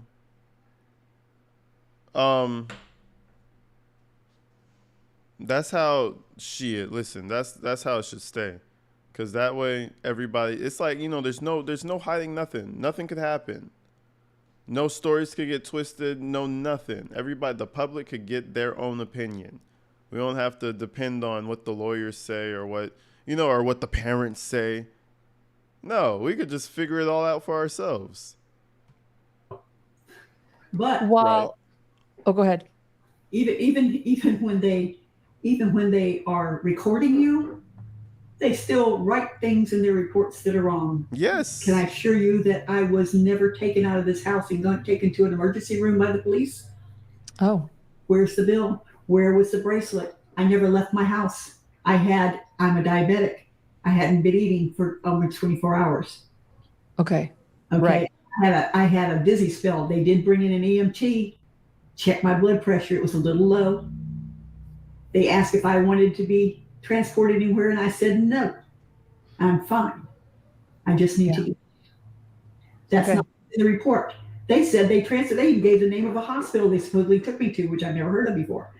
So I don't know how that happens unless they confused two different actions that night and put me in one place and with somebody else. I don't know. Well, the two of you are going through the unfathomable. Like, honest, I don't think I can't comprehend it while you're learning that a little girl that you love is missing, and then learning that your son is responsible. You two are also dealing with a lot of I mean, I'll call it this, harassment and Yeah. threats, while you're just trying to process your life's falling completely apart, or what you thought was your reality completely being turned upside down. Can you talk a little bit about that too? Because I just feel like in this true crime community, the way we cover crime is important, and we so often dehumanize the people we're discussing. And I just was wondering if you could share a little bit about what you two have been dealing with. Oh God, don't give them a pity party now. They're about to take this and run. It's about to be. Let's hear it. Let's hear it. Let's hear the mental abuse that they're experiencing. Hey, guess what? It's called YouTube. Delete the app. It goes away. Crazy, right? Just saying. Well, like I said, there's not a day that doesn't go by that we don't think about Maddie, and certainly we wonder about Stephan, and we wonder if we'll ever know the reason how and why this came about. When did this start? How he got to this point? Why he didn't feel the need to come to us and tell us that he had a problem? That's not the question. What's the question? The question is how we're dealing with the harassment, and I'm the one that's getting the harassment. Okay. I'm getting is how we're dealing. Tell us that he had a problem? That's not the question. What's the question? The question is how we're dealing with the harassment, and I'm the one that's getting the harassment. The question is, how are we getting the harassment? And I'm the one that's getting the harassment. Listen, we've had her on the line for about 2 hours now. She only could keep this nice lady mask on for so long. Okay? The time is starting to expire. Somebody get Debbie a fucking margarita. Need to come to us and tell us that he had a problem? That's not the question. What's the question? The question is how we're dealing with the harassment, and I'm the one that's getting the harassment. Okay. Not you, me. I'm getting the ugly text messages. I'm getting the ugly phone calls, the horrible, horrible descriptions of what they want done to my son, the horrible descriptions of what they want me to do to myself. They suggested several ways I can kill myself. One woman was so it was funny actually. I'm glad you found the joke out of She sent me a text and says, "Deborah, there's a man in the woods." I'm sure that was supposed to scare me, like there's somebody out there, going to take pot shot at me. Well, good luck. But I because I'm from the South, I guess I have a wacky sense of humor, but I wanted to send her a text back that says, "Sweetheart, this is the South. There's always men in the woods. We don't know what they're doing. They're pissing, they're spitting, they're shooting. I don't know what they're doing, but they're in the woods." So if you thought you were scaring me, no. That's mad funny. That shit's crazy. But yeah, people trying to scare you. Wow. Yes, we have people saying that they're going to come down here. We have people saying that what they would like to see happen to me. And then have graphic descriptions of what they want to see happen to Stephan. Male and females do this. It's not that. And they can get to us no matter where, because every time we do something, like change our phone number, then they dox us again on YouTube and give us the new phone number. No, but see, nobody, listen, where? That's a lie. She's bullshit. What creator has doxed these people? With phone number? Who has time to even be like, hey guys, and by the way, this is their phone number. Get the fuck out of here. So, I mean, how many times do you have to change your phone number in your business cards? I've gone through hours of content, video, audio. I've never heard anyone dox their phone number, their email, their home address. Debbie, shut up. Now, home address may have leaked because of obvious reasons, but even phone number may have leaked because of obvious reasons, but it's not the YouTubers. The fuck? You know what I mean? Police reports get taken, this, that, the other, nephews, friends, children. The number could have leaked. The YouTubers leaked it. What do we have to do? Do we have to live in self-confinement all the time?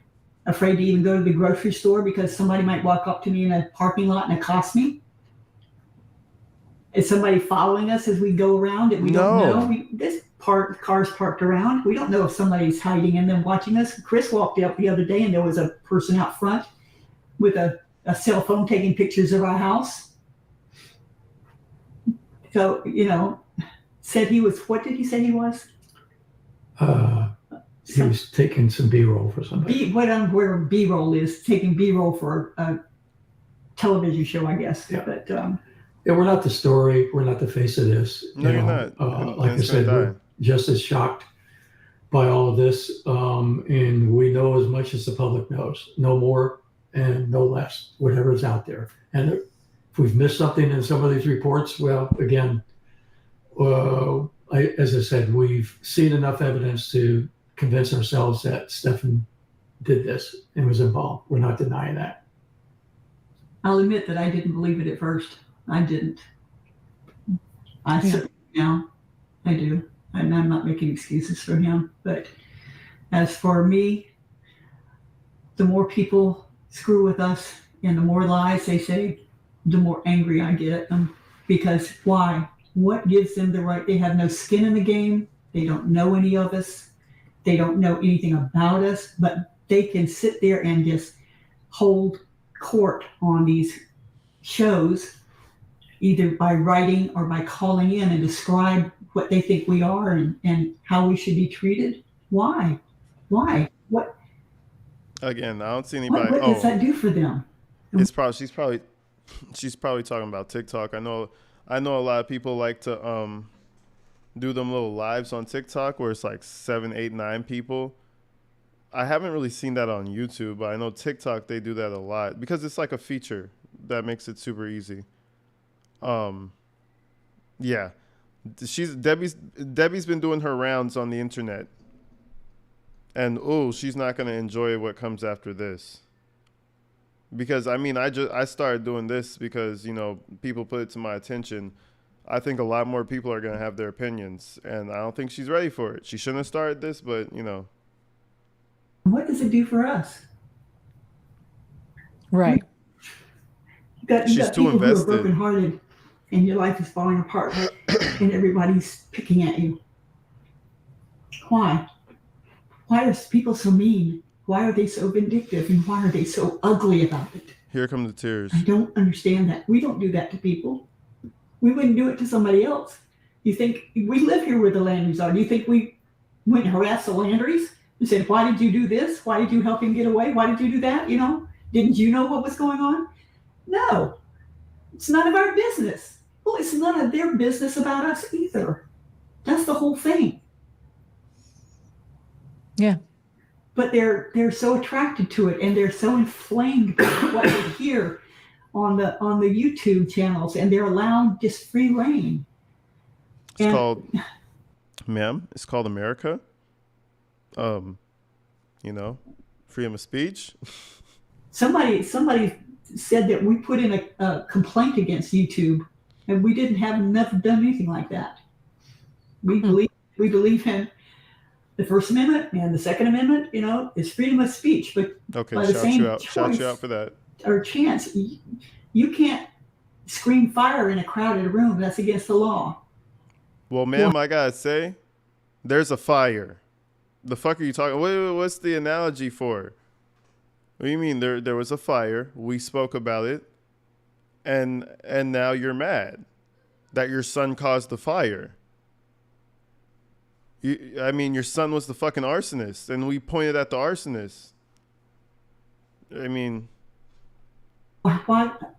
Why would you turn somebody? Why would you paint a target on my back, on my husband's back? Why? What good does that do? Oh shit! A gym in the building with 5 memberships. What is up a gym? Shit! Welcome. How you doing? Appreciate the 5 memberships, a gym. Shout you out. I appreciate you. You're not punishing the perpetrator. You're punishing people who had nothing to do with it and didn't know anything about it, and are just as brokenhearted as anybody could be. Maybe more so, because we actually knew these people and lived with them. These other people don't. They have no idea who we are. I'm tearing up right now. Well, hopefully today will help with some clarification and some understanding of your story and your situation. And fear is a very potent toxin, right? You don't know how that toxin is going to affect people, but you're seeing it. Unfortunately, I think you're seeing it day to day. Yeah.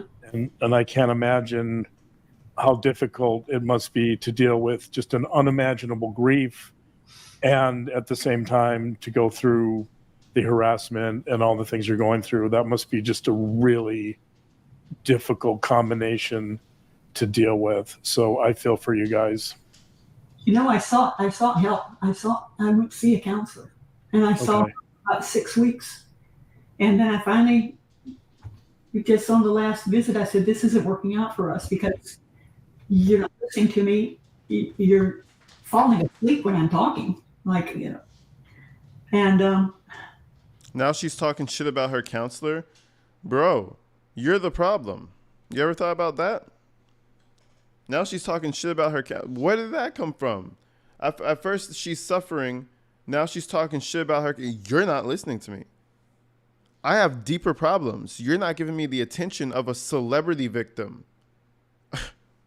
I will go somewhere else. Like, that's how it feels. Like, you celebrity victim. The counselor's not doing enough. not for us because you're not listening to me. You're falling asleep when I'm talking. Like, you know. And Well, where did the it gives me counselor a come from? bad taste in my mouth about counselors. You know, are you just nothing but a paycheck to them? And Oh my I went God. there for help because I am dealing with my own depression. So Yeah. And I commend Right. you for seeking help, whether or not this was the right counselor for you. It sounds like it is definitely not, but Yeah, just exactly. Like, what do I say to that? Well, good luck on your counselor journeys. I don't like. to go and to seek that help is difficult, and I commend you for that. thank you. I hope that, yeah, Tragic. I hope that we can find something better. I'm sorry. I wish I could find somebody that acted like they cared. Wow, Really, tragic, you know, tragic, no. tragic, tragic, Maybe somebody who's dealt with other people going through this. I tragic, don't know. This is a small town. I don't know what's available here. terrible. But I mean, what do you do? Advertise, hey, mother of a monster seeks help. You know. Yeah.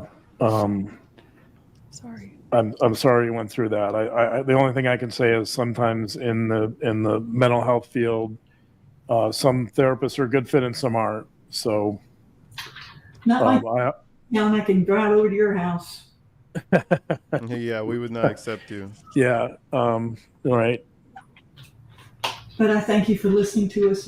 It's been helpful, and you guys you've been supportive without being enabling, and very professional. And That's I one appreciate fuck of a word. Wow. I mean,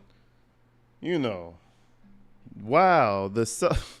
We appreciate you for not being enabling. Like, for example, I'm enabling my audience to be hateful toward her or some shit like that. Ma'am, you're the number one enabler. I should literally take notes from you if I want to up my game in enabling. The fuck you mean? That's the craziest. That's a crazy word to use.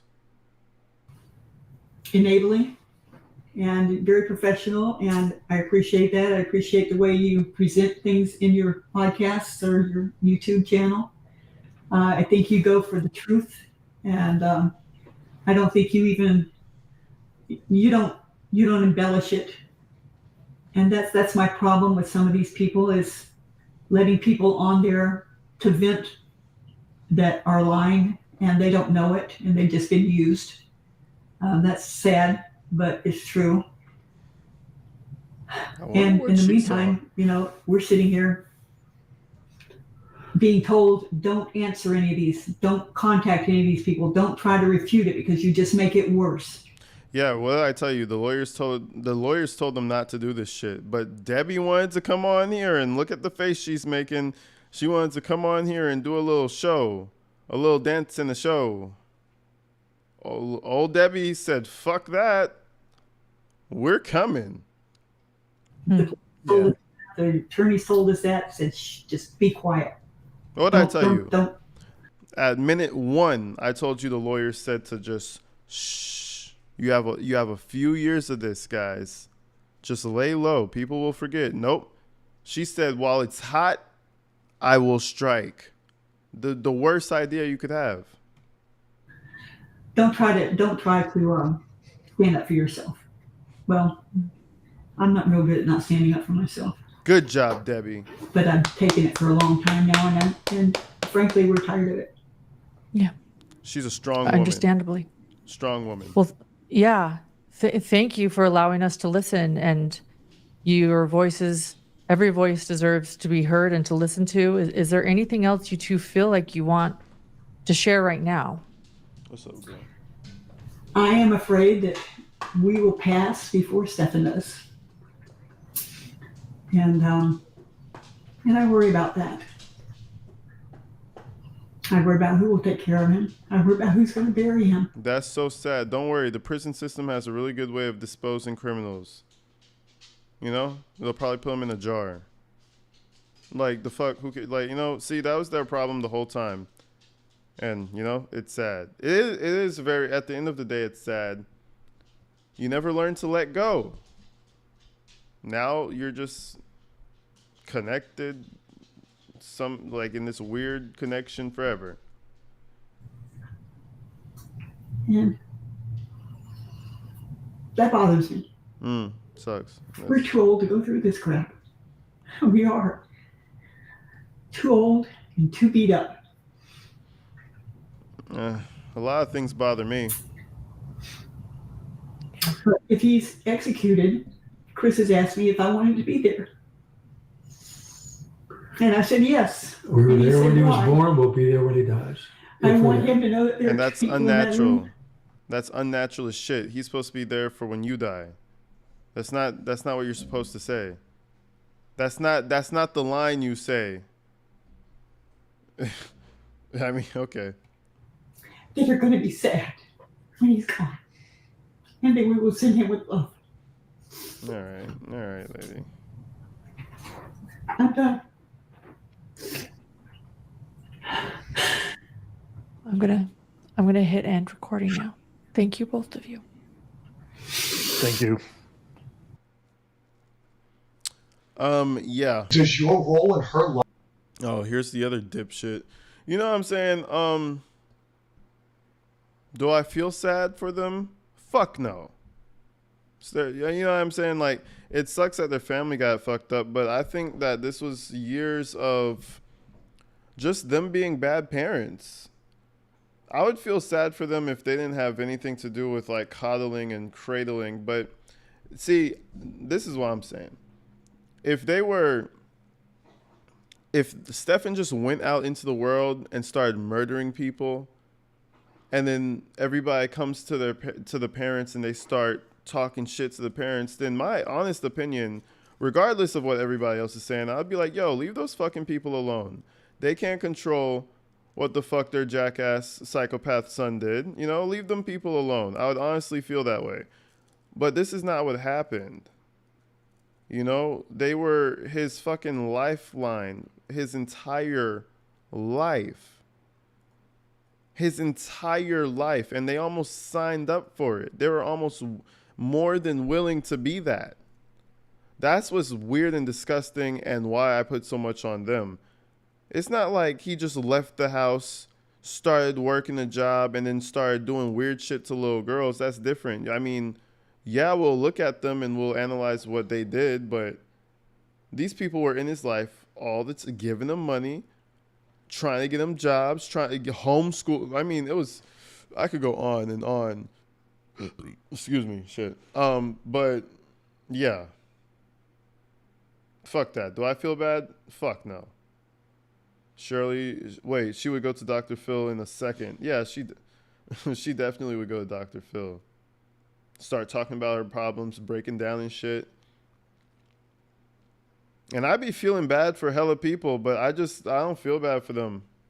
She want to cry now. She want to say, "Oh, we're too old for this." She want to cry now. Like, bro, you've been cradling this man, this grown-ass 50-year-old for your entire life. What are you talking about?